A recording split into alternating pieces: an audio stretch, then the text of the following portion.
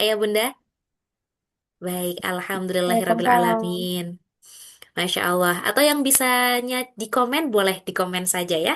Alhamdulillahirrabbilalamin. Masya Allah. Puji syukur tentunya kita haturkan kepada Allah Subhanahu wa Ta'ala bisa kembali menyapa di kesempatan sore hari ini dan masih di nuansa bulan Syawal ya. Masya Allah. Taqabbalallahu minna wa minkum siyamana wa siyamakum. Untuk bunda-bunda yang hadir di kesempatan sore hari ini, Masya Allah, mudah-mudahan dalam kondisi yang sehat selalu dan dalam kondisi yang semakin berbahagia ya. Karena menantikan hadirnya buah hati juga nih momen-momennya ya. Masya Allah. Salawat serta salam juga senantiasa kita haturkan kepada junjungan kita Nabi Muhammad Shallallahu Alaihi Wasallam karena tanpa beliau kita tidak akan bisa menikmati iman Islam seperti yang kita rasakan sekarang. Rasulullah juga menjadi teladan terbaik kita dalam setiap aspek kehidupan, termasuk dalam membangun keluarga yang penuh dengan kasih sayang. Alhamdulillah, dalam agenda sore hari ini, kita bisa berjumpa di rangkaian program Sekolah Ibu Hamil ya, Masya Allah yang diselenggarakan oleh Jasmine MK Medika. Mungkin di awal saya berkenalan terlebih dahulu ya, mungkin ada yang baru pertama kali gabung juga. Izinkan di sini saya Syifa Khairunisa memandu kegiatan di kesempatan sore hari ini. Insya Allah nanti kita akan gali ilmu yang banyak sekali bersama dengan Dokter Afi ya. Alhamdulillah. Ada yang sudah pernah berjumpa dengan Dokter Afi atau di sini baru pertama kali nih, ibunda-bunda sekalian? Boleh ya. Nanti berbagi sharing bersama di sini. Mudah-mudahan bisa saling bersilaturahmi, menyambungkan silaturahmi yang ini ilmunya luar biasa sekali ya. Masya Allah, apalagi kalau berkaitan dengan ibu hamil ya, ibu hamil dan persiapan persalinan.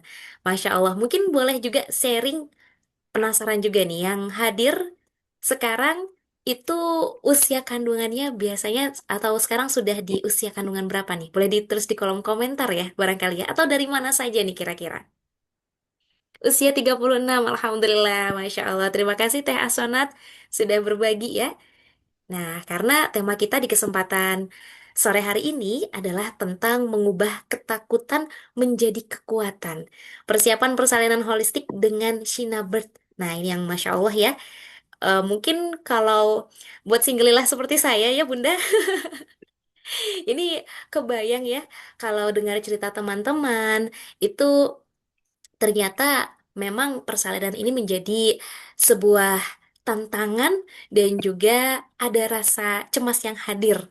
Dan tentu tidak sedikit di antara ayah bunda mungkin ini yang juga sekarang lagi deg-degan begitu ya ketika menunggu kehadiran buah hati. Wah, ini juga sudah banyak yang berbagi ya. Ada Bunda Junita menunggu sudah di usia 38 minggu, Masya Allah. Bunda Latifah 24 pekan ini ya dari Natuna. Wah, Masya Allah, luar biasa ya. Bisa bersua melalui internet kita ya, Alhamdulillah. Kemudian ada Bunda Nurul sudah 37 pekan usianya ya. Masya Allah. Ada yang namanya sama nih seperti saya. Ada Bunda Syifa juga ya. Bunda Syifa Primadita ini 25 pekan. Bunda Sofi sudah 32 pekan dari Bandung. Wah, dekat ini. Berarti mampir nanti ya ke Jasmine MK Medika. Alhamdulillah. Bunda Melisa juga 22 pekan. Kemudian ini sudah Nah, banyak juga yang di atas 20, hmm, 30, 10 pekan ya. Ada Bunda Reni, Bunda Asna, Bunda Yunia, dan masih banyak lagi. Wah, Masya Allah. Alhamdulillah bisa bersilaturahmi dan insya Allah kita akan segera simak bersama-sama untuk rangkaian kegiatan kita di kesempatan sore hari ini dan izinkan terlebih dahulu kita akan awali dengan membaca basmalah terlebih dahulu ya. Bismillahirrahmanirrahim. Baik, Bismillahirrahmanirrahim. alhamdulillah. Boleh bunda-bunda sekalian di sini tadi kan usia kandungannya sudah ada di atas 30 pekan, 20 pekan, bahkan ada juga nih yang baru-baru. Kekhawatiran atau rasa cemas yang kemudian hadir saat ini atau yang nanti mungkin ingin ditanyakan kira-kira persoalan apa nih? Mungkin bisa disebutkan dua kata ya, dua kata hal yang dicemaskan atau dikhawatirkan. Kita sambil cek ombak ya, kira-kira apa saja sih sebetulnya yang menjadi kekhawatiran bunda-bunda sekalian supaya nanti bersama dengan narasumber kita, Dokter Afi, kita akan sama-sama gali dan menghadapi bagaimana kemudian persiapan yang perlu dihadirkan secara optimal ya. Baik. Oh iya, jangan lupa juga, hmm, kita ada presensinya ya, bunda-bunda sekalian. Jadi nanti silahkan boleh diisi sambil kita menyimak. Kalau dari Bunda Nur Syaadah ini ya, terkait dengan kekhawatiran proses bersalinnya. Baik, iya. Memang proses bersalin ini luar biasa ya. Luar biasa kalau dengar cerita-cerita teman-teman yang sudah pernah bersalin, bahkan cerita dari ibu sendiri, ibu orang tua saya sendiri juga kalau menceritakan betapa luar biasanya pengalaman melahirkan seorang anak ya. Bunda Junita ini berbagi terkait dengan jalan lahir yang kemudian ada robekan, ketidakmampuan menangani gelombang cinta yang semakin intens. Wah, Masya Allah. Ini nanti kita akan gali bersama ya. Bunda Salva ini juga terkait panggul sempit. Baik, baik, baik. Kemudian Bunda Devi takut dijahit. Masya Allah, ini luar biasa ya. Setelah bersalin, nah ini kekhawatiran dari Bunda Najla, pemeriksaan objin. Nah, termin ke-1 kemarin ya, trimester 1, karena kehamilan pertama sama mengelola perasaan. Wah, terkait perasaan ini juga nanti kita akan bahas insya Allah ya. Ternyata rasa cemas ini bisa terkelola kalau kita tahu ilmunya. Bunda-bunda sekalian ya, insya Allah kita akan gali bersama. Dan kalau tak kenal, maka tak sayang. Kita akan berkenalan terlebih dahulu ya, bersama dengan narasumber kita di kesempatan sore hari ini. Mungkin ada yang sudah pernah berjumpa bersama dengan Dr. Aviasti Pratiwi. Alhamdulillah, tadi sudah ada yang bilang sudah pernah ya, sudah mampir juga ke Jasmine MK Medika di kesempatan yang lalu barangkali ya, atau nanti sekarang ikut Zoominarnya, nanti insya Allah akan berkonsultasi langsung mampir ya ke sana ya. Baik, Alhamdulillah. Baik, kalau begitu kita akan berkenalan terlebih dahulu. Hmm, Mungkin ada yang sudah follow juga Instagramnya Dokter Avi. Oke, baik. Masya Allah. Sudah banyak juga ini ya, sudah mutualan ya. Belum pernah teh, baru pertama kali ini teh Olivia, Masya Allah, Alhamdulillah. Sudah dong dari Bunda Salsa ini ya. Betul, betul. Nah, buat yang belum follow Instagramnya Dokter Avi, bisa dicek di @aviasti.opjin dan juga jangan lupa untuk follow di Instagramnya Jasmine MK Medika.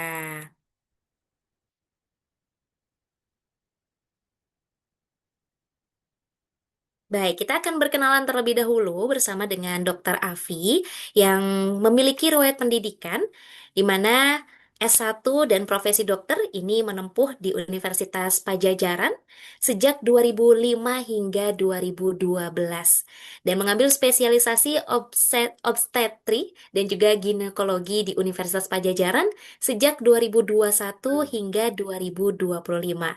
Alhamdulillah sekarang juga sudah berpraktik di klinik Jasmine MK Medika.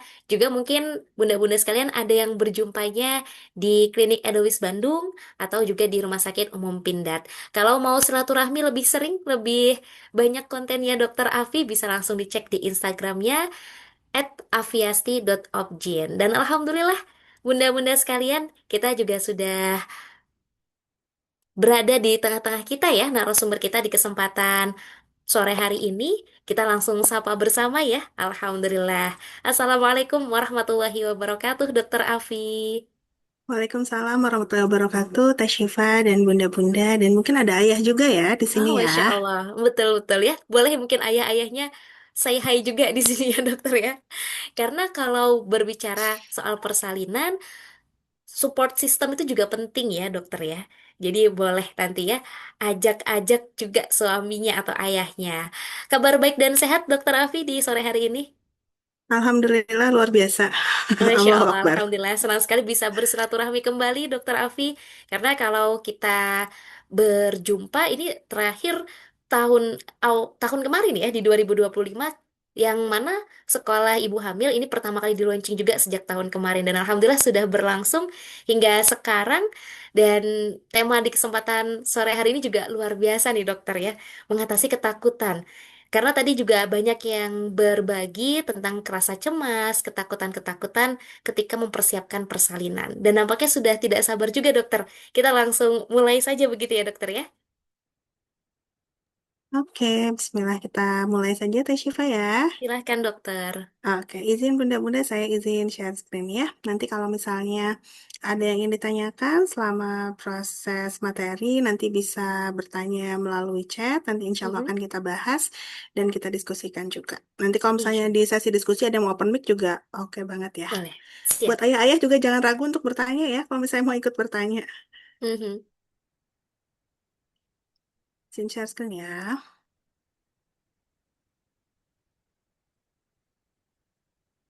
Oke, sudah terlihatkah? Sudah, dokter. Sudah ya, baik.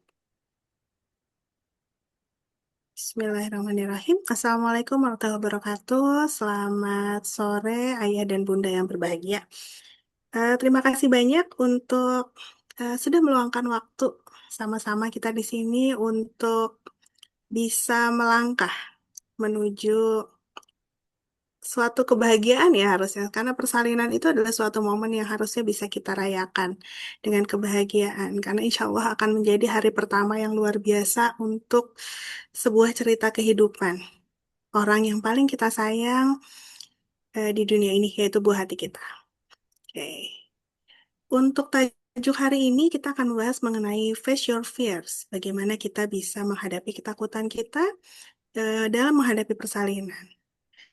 Bukan hanya menghadapi ketakutan, tapi bagaimana kita bisa mengubah ketakutan itu menjadi sebuah kekuatan yang akan bisa menjadi modal kita menghadapi persalinan nanti dan bisa mewujudkan persalinan impian kita bersama. Oke, untuk ayah bunda yang mungkin baru pertama kali bertemu dengan saya, perkenalkan saya dengan Dr. Aviasi Pratiwi Andayani, spesialis obstetrik ginekologi di Klinik Jasmine MK Medika. Bisa follow Instagram di aviasi.opjin atau follow thread juga. Saya banyak berbagi tentang kasus-kasus yang mungkin dihadapi, mungkin menarik untuk ayah dan bunda ya. Bisa di thread juga di Aviasi Pratiwi. Oke. Baik, untuk memulai kelas hari ini, saya ingin memulai dari sebuah kisah persalinan. Yang insya Allah ini bukan hoax ya, karena sumbernya sohih banget ini. Ini adalah Masya Allah. kisah persalinan paling epik mungkin di sepanjang sejarah manusia. Ya, kenapa? Karena persalinan ini betul-betul berada di titik ekstrim, ekstrim dari semua persalinan yang mungkin ada. Kenapa? Karena satu ini adalah persalinan seorang perawan. Sesuatu yang mungkin medically sampai em, apa namanya seperti kita kemajuan kedokteran seperti sekarang kayaknya suatu hal yang tidak mungkin terjadi gitu hanya dari ilmunya manusia ya. Jadi betul-betul ini adalah sebuah proses penuh keajaiban yang hanya bisa terwujud karena adanya kekuasaan Allah Subhanahu wa Ta'ala, yaitu kisah persalinannya Siti Maryam yang diceritakan langsung oleh Allah di Al-Quran Surat Maryam, terutama di ayat 22 hingga 26 yang menceritakan mengenai proses persalinannya. Jadi kalau misalnya di ayat ini kan diceritakan bahwa pada saat Maryam mengandung, Maryam mengasingkan diri dengan kandungannya itu. Jadi pergi menjauh dari eh, masyarakatnya saat itu ya. Mungkin karena berbagai masalah juga. Karena secara status sosial pada masa itu seorang gadis, seorang perawan mihrab lagi ya, maksudnya yang betul-betul mengabdikan diri untuk beribadah kepada Allah dan tiba-tiba diberikan sebuah anugerah sekaligus mungkin ujian berat sekali dari Allah Subhanahu wa taala bahwa diberikan sebuah kehamilan. Padahal ya beliau adalah seorang yang sangat suci gitu. Seorang yang sangat suci tidak pernah bersentuhan berhubungan dengan laki-laki manapun gitu. Tapi diberikan sebuah ujian bahwa harus hamil sebagai sebuah bukti kekuasaan Allah. eh untuk seorang muslimah, seorang perempuan yang sangat solehah seperti Maryam, tentu itu adalah sebuah ujian yang sangat berat sebetulnya. Tapi karena sungguh solehahnya, beliau pun menerima dengan lapang dada, dengan penuh keikhlasan, anugerah yang diberikan oleh Allah itu. Tapi bahkan untuk seorang perempuan solehah luar biasa seperti Maryam pun pada saat menjelang persalinan dan merasakan adanya rasa nyeri, rasa sakit akan melahirkan, Maryam pun bahkan curhat gitu ke Allah dan berkata, wahai alangkah baiknya aku mati sebelum ini dan aku menjadi seorang yang tidak diperhatikan dan dilupakan. Jadi untuk seorang yang solehah, mantap luar biasa seperti Maryam saja, persalinan itu menjadi sesuatu yang sangat tidak tertahankan. Apalah kita gitu ya, para perempuan-perempuan akhir zaman ini ya istilahnya udah sama seperti remah rengginangnya lah kalau dibandingkan dengan kesolehaannya Maryam. Jadi saya kalau sekarang menemukan pasien-pasien, ibu-ibu yang bersalin dan istilahnya ngereok gitu ya, atau misalnya hmm, ya persalinannya agak sedikit heboh, ya itu adalah suatu hal yang wajar. Gak usah kita khawatir, gak usah kita takut, atau misalnya gak usah kita merasa malu gitu pada saat kita ternyata pada saat persalinan kita nggak bisa setenang, sekompos, seanggun gitu ya. Karena bahkan seorang Maryam pun yang sangat soleha rasanya mau mati. Ya, jadi itu adalah satu hal yang saya ingin bunda-bunda di sini bisa memaafkan diri sendiri dulu. Bahwa kalau misalnya nanti ternyata persalinan kita agak heboh atau persaingan kita tidak sesuai dengan harapan kita gitu, maka itu adalah hal yang wajib dimaafkan gitu. Karena kita sudah berusaha, pasti kita sudah berusaha berjuang yang terbaik seperti yang kita bisa. Ya. Nah, kemudian tapi tidak berhenti sampai di sana gitu. Pada saat Maria merasa sangat sangat sangat sangat putus asa, bayangkan dia seorang perawan, dia sendirian, jauh dari kaumnya, berada di suatu tempat yang tidak ada siapa-siapa di sana gitu. Dan hanya bisa bergantung kepada rohnya, kepada Tuhannya. Dan Allah pun tidak mengkhianati itu gitu. Allah pun memberikan anugerah lain untuk Maria bisa melalui proses ini dengan sebaik-baiknya. Allah mengirimkan malaikat Jibril untuk berseru kepada Maryam dan berkata, jangan bersedih hati. Sesungguhnya Tuhanmu telah menjadikan anak sungai di bawahmu. Dan goyanglah pangkal pohon kurma itu ke arahmu, niscaya pohon itu akan menggugurkan buah kurma yang masak kepadamu.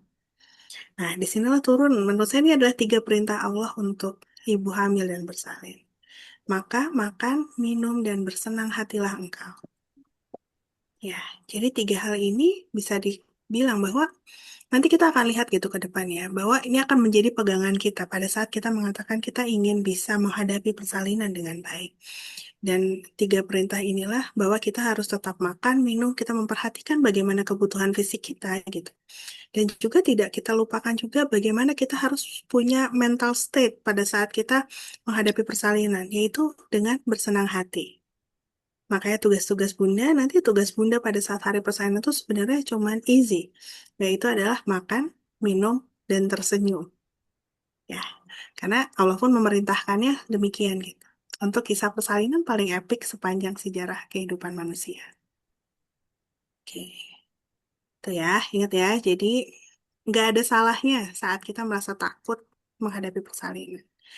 Nggak ada yang salah kalau kita ternyata bersalin tidak sesuai dengan harapan kita. Karena itu insya Allah adalah takdir terbaik yang sudah kita perjuangkan dan sudah diizinkan oleh Allah untuk terjadi. Dan kemudian jangan lupa tiga perintah Allah untuk ibu hamil dan bersalin. Makan, minum, dan bersenang hatilah kamu. Oke. Persalinan itu kenapa sih gitu ya kok kita bisa ngerasa takut banget atau misalnya kayak aduh gimana ya cemas sekali menghadapi persalinan. Ya sekali lagi ini adalah suatu hal yang sangat wajar karena apalagi untuk ibu-ibu yang mungkin pertama kali bersalin atau sebenarnya persalinan keberapapun itu akan memiliki mental state yang sama. Belum tentu ibu yang sudah bersalin beberapa kali tidak tidak mengalami ketakutan menghadapi persalinan karena bisa jadi kondisi kehamilannya berbeda. Kondisi fisik pun pasti akan berbeda. Kehamilan pertama, kehamilan kedua, dan kehamilan selanjutnya, kan badan kita sudah berubah ya. Bisa jadi kekuatan kita sudah berbeda, bisa jadi eh, dukungan yang kita dapatkan berbeda, fasilitas yang mungkin akan kita dapatkan berbeda gitu. Jadi memang setiap pengalaman persalinan, berapa kali pun ibu pernah bersalin, itu akan menjadi suatu pengalaman yang baru. Dan sangat wajar ketika kita menghadapi suatu hal baru, kita akan merasakan sebuah kecemasan, kekhawatiran. Ya, tapi sekali lagi perlu kita ingat bahwa ya pada saat Allah menciptakan perempuan dengan kemampuannya untuk melahirkan, hamil dan melahirkan gitu. Itu suatu kemampuan yang hanya dan hanya bisa dimiliki oleh seorang perempuan. Jadi pasti itu adalah sebuah fitrah yang terbaik gitu untuk perempuan. Dan Allah tuh nggak akan ngasih ujian kalau kita nggak bisa menjalaninya kan gitu. Jadi kalau kita berpegang pada itu gitu, kita punya kepercayaan di sana, maka ya udah kita harus bisa menghadapinya dengan gagah berani. Ya, karena ya ini ada sebuah quotes yang bilang kalau ya persaingan itu akan benar-benar menimbulkan, memicu ketakutan paling besar yang mungkin yang dialami oleh seorang perempuan seumur hidupnya gitu. Tapi juga akan menunjukkan juga bahwa ternyata kekuatan perempuan itu lebih besar daripada ketakutan yang dia alami. Ya, apapun bentuk persalinannya. Nah, ini seperti yang tadi sudah di-trigger juga ya oleh Teh Syifa di awal. Bahwa bagaimana sih sebenarnya, ada nggak sih, apa sih yang ditakutkan gitu ya, kekhawatiran dan ketakutan apa yang ada di benak bunda, ayah, semua sekalian nih pada saat menjelang persalinan. Ya, dan sangat wajar dan sangat harus, saya sih biasanya sangat mengencourage ayah bunda untuk mengungkapkan dan menuliskan. Apa sih takutnya? Apa sih yang dikhawatirkan? Apa sih yang dicemaskan? Kenapa? Karena pada saat kita ingin memiliki sebuah keberanian, tentu kita tuh harus tahu dulu sebenarnya, saya tuh butuh keberanian ini untuk menghadapi apa. Karena yang namanya keberanian itu adalah pada saat kita memiliki kekuatan untuk melawan ketakutan. Kekuatan untuk menaklukkan sesuatu yang kita cemaskan gitu. Bukan karena tidak ada hal yang kita takuti. Ya, jadi yang namanya ketakutan itu adalah suatu hal yang dibutuhkan. So, untuk kita bisa menggali dan mencari keberanian kita. Jadi langkah awal yang harus ayah dan bunda lakukan sekarang adalah menuliskan apa yang paling dikhawatirkan, apa yang paling ditakutkan, dan apa yang membuat cemas. Karena dari situlah langkah awal kita untuk bisa menemukan keberanian kita menghadapi persalinan. Ya, jadi PR-nya tulis. Tulis di notes, tulis di handphone, boleh di mana aja. Untuk tuliskan apa ketakutan dan kekhawatiran Bunda untuk menjelang persalinan sekarang. Ya. Nah, kemudian apa sih sebenarnya ketakutan itu? Kadang kita tahu ya, misalnya kita tahu feeling, rasa yang kita, oh ini tuh sebuah takut gitu. Ini adalah sebuah rasa takut, sebuah rasa cemas, sebuah rasa khawatir. Jadi itu memang adalah sebuah rasa yang hadir secara instingtif. Memang sudah built-in gitu ya dalam diri setiap manusia normal bahwa dia harus punya rasa takut. Kenapa? Karena rasa takut ini ternyata adalah seperti sebuah alarm, alarm bahaya. Kalau kita menghadapi sesuatu yang mungkin membahayakan atau mungkin bisa mengancam kita, maka ketakutan ini muncul sebagai sebuah alarm bahaya. Jadi sekali lagi ketakutan itu adalah hal yang memang wajar dirasakan dan justru harus dirasakan. Ya, karena bagaimanapun saat kita bicara tentang proses persalinan atau apapun lah, persalinan itu kan untuk setiap ibu bisa jadi akan menjadi suatu pengalaman pertama ya. Pengalaman pertama menjalani hal seperti itu. Pengalaman pertama merasakan kontraksi itu seperti apa sih gitu. Jadi itu bisa jadi akan ditangkap oleh diri kita sebagai sebuah ancaman yang akan membuat kita tuh kayak harus move on dari zona nyaman gitu ya. Sesuatu hal yang belum pernah nih selama ini aku rasain. Jadi pasti wajar itu akan men-trigger ketakutan itu untuk muncul. Ya. Nah, ketakutan ini biasanya kalau digali lebih dalam, itu tuh akan ada sumber-sumber dari mana sih sebenarnya ketakutan ini muncul. Kalau misalnya sekarang sih seringnya takutnya itu uniknya muncul misalnya dari paparan-paparan informasi yang kita dapatkan. Baik itu informasi yang kita langsung alami sendiri, misalnya bunda-bunda yang mungkin sudah punya pengalaman persalinan sebelumnya, dan misalnya sekarang menghadapi persalinan selanjutnya, mungkin akan ada ada yang traumatik gitu ya, aduh persalinan saya yang pertama tuh gini gini gini gitu ya, saya takut itu terjadi lagi gitu. Nah itu bisa menjadi sumber ketakutan kita menghadapi persalinan sekarang. Atau kalau misalnya untuk yang belum pernah menghadapi persalinan, bisa jadi mendengar informasi dari saudara, dari keluarga, atau yang sekarang mah ya informasi arusnya paling kuat banget biasanya dari medsos ya, apapun itu gitu. Dan yang nama ibu hamil sekarang mah pasti rajin lah scrolling-scrolling dan nanti eh, nggak tahu gimana algoritmanya kan tiba-tiba mampir tuh segala macam isu-isu tentang persalinan, tentang kehamilan yang akhirnya gimana juga akan membuat eh, ada image tertentu tentang persalinan gitu yang ada di benak bunda-bunda sekalian. Dan uniknya ketakutan ini walaupun dia seperti bentuknya itu tidak nyata ya, bukan sesuatu hal yang bisa dilihat oleh mata. Tapi seperti respon psikologis lainnya, sebenarnya badan kita pun akan merespon secara fisiologis. Misalnya nih, kalau misalnya kita takut, kita khawatir, biasanya detak jantung kita tuh akan lebih tinggi. Ya, terus kemudian detak jantung lebih tinggi ini kenapa kok detak jantung kita lebih tinggi? Ya ternyata ada hormon-hormon juga yang dia akan keluar, akan diproduksi pada saat ibu ini mengalami ketakutan. Misalnya, terutama hormon adrenalin, gitu ya. Jadi adrenalin ini akan meningkatkan respon kita untuk tadi detak jantung meningkat, mungkin kita akan berkeringat lebih banyak, gitu.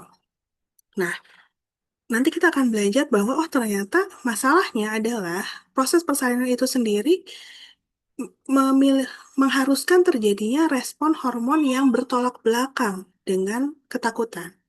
Jadi kalau misalnya ibu hamil atau ibu bersalin dalam kondisi ketakutan, adrenalinnya tinggi, hormon stres tinggi, ternyata hormon persalinannya justru bakal mandek gitu.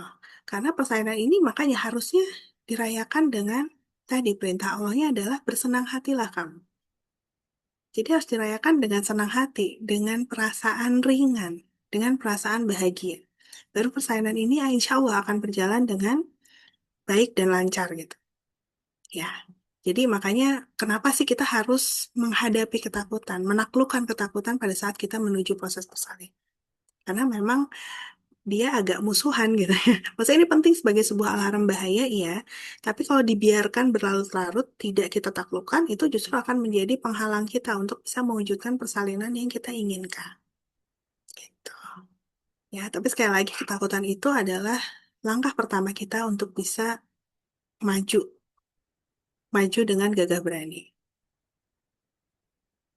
Oke. Nah, bertrauma itu adalah suatu hal yang mungkin bunda-bunda tidak familiar ya dengarnya gitu. Tapi ini adalah sebuah sesuatu yang nyata banget gitu. Mungkin kalau misalnya ditanya nih satu demi satu bunda-bunda tadi ya ada ketakutan, kecemasan, kekhawatiran tertentu itu adalah suatu bentuk dari trauma sebenarnya. Ya, suatu bentuk dari trauma dan itu keluar dan gejala itu tuh keluar pasti ada akarnya. Apa aja sih gitu yang sering menjadi akar dari bertrauma? Yang pertama, misalnya seperti adanya em, trauma sebelumnya, ya, pada saat saya ibu pernah mengalami proses persalinan sebelumnya yang mungkin tidak nyaman gitu ya, atau menyebabkan ibu ada ketakutan tertentu.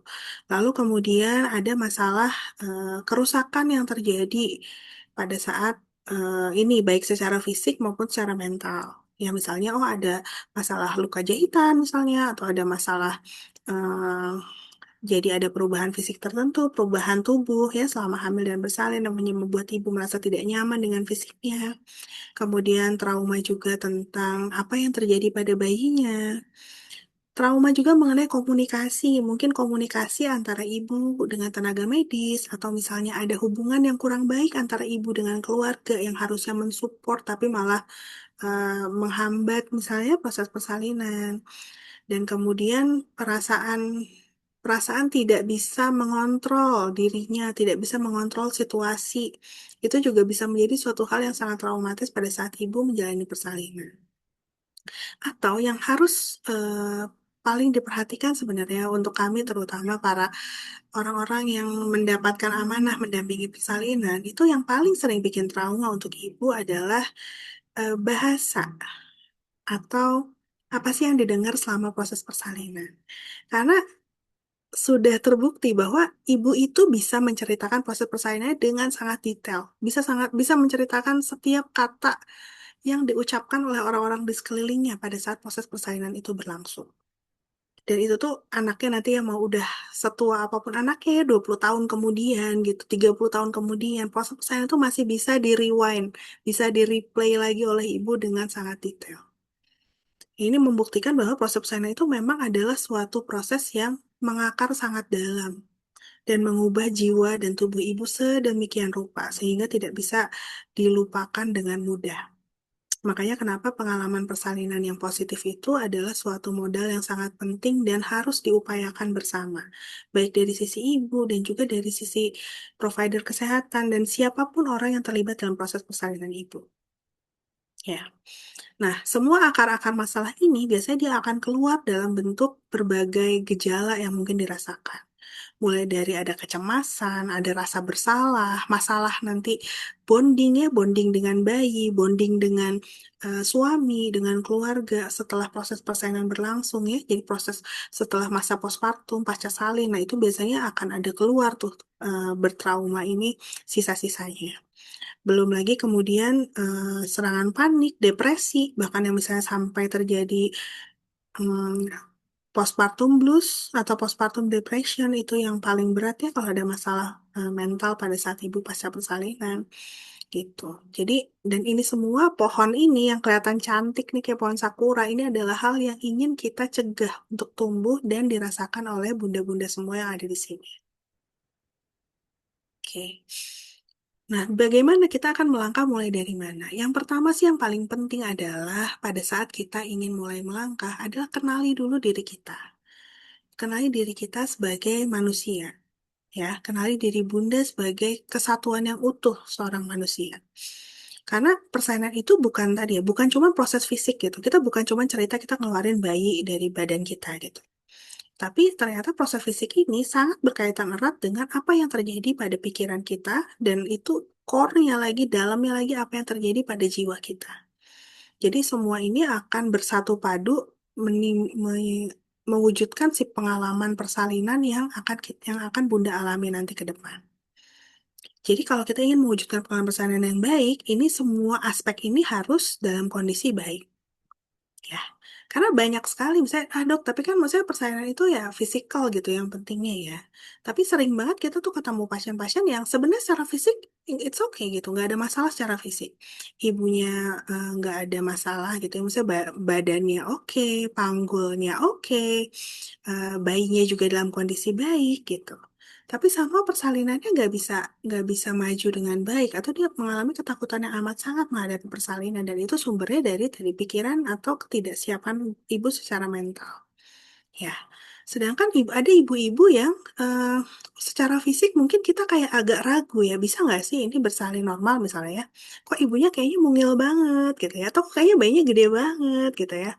Tapi karena dia secara mentalnya eh, yakin, percaya, dan dia pun berusaha untuk bisa mengisi kekurangan yang mungkin ada gitu dari secara fisik. Dan ternyata hasil akhirnya baik gitu. Persalinannya malah bisa berjalan dengan lebih baik dibandingkan ibu yang hanya modal fisik aja. Ya, dan apalagi kalau misalnya dua-duanya betul-betul selaras fisiknya oke, terus kemudian secara mental pun siap, itu insya Allah persalinannya akan luar biasa indah banget ya akan luar biasa indah banget.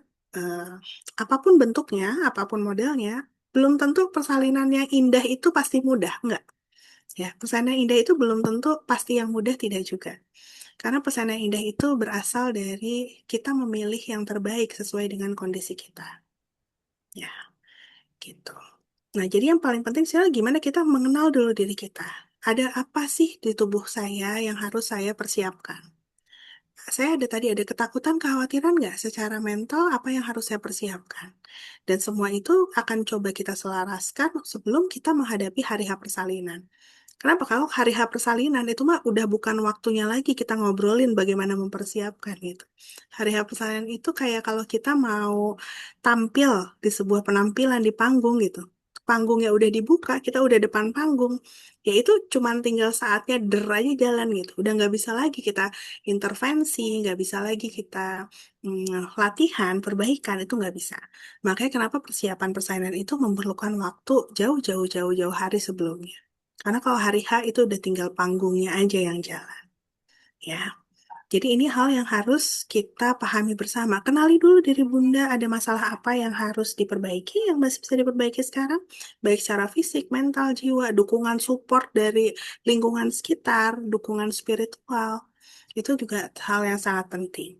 Ya, dan jangan lupa juga persiapkan bayi kita gitu. Karena ibu ini dan bayi adalah pemeran utama dalam proses persalinannya. Ya, jadi bayi itu pada saat proses persalinan dia bukan cuman kedorong, kedorong, kedorong, kedorong, dan akhirnya lahir. Enggak, karena ternyata dia juga berusaha.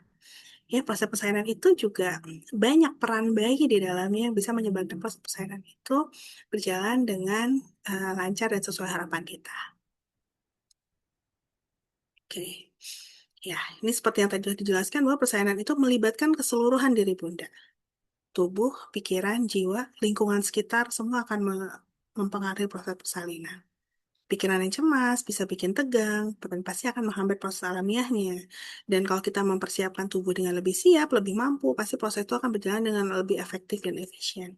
Dan yang lebih penting lagi, paling penting lagi adalah jiwa yang tenang pasti akan memberikan ketahanan emosional dan rasa percaya diri dan kebahagiaan setelah melalui proses persalinan. Apapun jenis persalinannya. Ya, kita menyelaraskan diri, menaklukkan ketakutan kita itu bukan untuk menghilangkan rasa sakit, enggak. Tapi bagaimana kita bisa mengelola pengalaman persalinan kita, sensasi yang kita rasakan pada saat proses persalinan, itu dengan kekuatan yang kita punya dan dengan kesadaran penuh. Oke.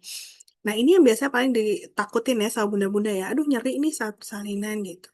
Dan itu tuh asalnya dari mana? Ya mungkin ya karena memang ada perubahan secara fisik, ada kerusakan jaringan di sana, ada mulut rahim yang membuka, ada rahim yang berkontraksi, mungkin ada jalan lahir yang terluka gitu. Itu akan bisa menyebabkan nyeri. Itu secara fisik. Kemudian nyeri secara emosional itu mulai dari ketakutan ibu, kepribadian ibu ya. Misalnya kan ada duduk saya mau pain toleransi rendah gitu ya. Atau sebenarnya saya kuat-kuat aja sih gitu ya. Tapi kalau ini ternyata orang di sekitar saya tuh lingkungan itu kayak nggak dukung banget gitu loh dok. Kayak mereka tuh kayak nggak percaya saya tuh bisa lahiran normal gitu. Dan itu tuh ternyata secara emosional akan bisa sangat melukai ibu. Ya, melukai ibu. Atau mungkin kebetulan bertemu dengan provider yang nggak support gitu ya sama bundanya gitu. Jadi ini benar-benar semua harus dibikin plan yang baik dan diselaraskan. Mana yang belum sesuai, dicoba disesuaikan. Gitu. Nah, rasa nyeri yang dirasakan baik secara fisikal maupun emosional itu akan keluar nanti pada saat hari persalinan manifestasinya. Baik secara fisik, misalnya ada reaksi otot jadi tegang, jadi kaku, ya, atau misalnya jadi apa namanya, jadi sulit untuk bisa mengontrol diri dengan baik, mengedan dengan baik, misalnya ya. Atau pada saat misalnya persalinan dengan sesar pun kadang ada ibu yang memang jadi susah, dibiusnya susah karena ibunya tegang banget gitu. Atau pada saat proses persalinan karena walaupun sudah dibius ternyata ototnya lebih tegang, jadi ngeluarin bayi juga susah, itu juga bisa sangat mempengaruhi prosesnya. Lalu kemudian secara emosional, apakah jadi menangis, misalnya nangis terus, takut, teriak-teriak, menjerit, atau keluarnya jadi kayak depresi, tidak ada keinginan berjuang lagi, ah udah dong, udah nyerah aja, nyerah, kayak gitu ya. Dan semua itu akan menjadi manifestasi pada saat hari H. Nah ini yang harus kita kenali sama-sama, tahu sama-sama, dan akhirnya kita bisa bikin strategi gimana sih cara kita untuk bisa menghadapi ini. Ya. Nah, ini strategi holistiknya untuk kita bisa mengatasi ketakutan. Yang pertama, jadi kan ini adalah sebuah kunci ya. Dan saya harapkan bunda-bunda saat memutuskan untuk, oh saya mau ikut deh kelas ini gitu. Insya Allah ini adalah bunda-bunda yang secara alamiah sudah tercerahkan gitu. Bahwa, oh ya saya harus cari tahu lebih banyak. Makanya kenapa kepo nih mau ikut kelas. Ya, bahwa edukasi dan pengetahuan. Kenapa? Karena kalau misalnya kita ngadepin persalinan tanpa kita pernah kebayang persalinan itu kayak gimana, itu tuh rasanya sama kayak kita ikut ujian tapi nggak tahu kisi-kisinya. Ya, kebayang nggak tuh mau ikut ujian, tapi nggak tahu nih yang diujiin apa sih. Nah, itu kan pasti bakal lebih tegang banget ya, bakal lebih tegang banget dan hasilnya pasti, ya insya Allah pasti bakal suram gitu. Nah, jadi penting banget kita pada saat menghadapi pos persalinan, kita harus cari tahu dulu persalinan itu kayak gimana sih, supaya kita tahu. Dari mana kita bisa cari tahu? Sekarang mah sumber informasi banyak banget. Cuman susahnya, kadang kita malah jadi nggak bisa memilah. Ini yang bener yang mana sih? Yang hoax yang mana sih? Yang cocok buat kita yang mana sih?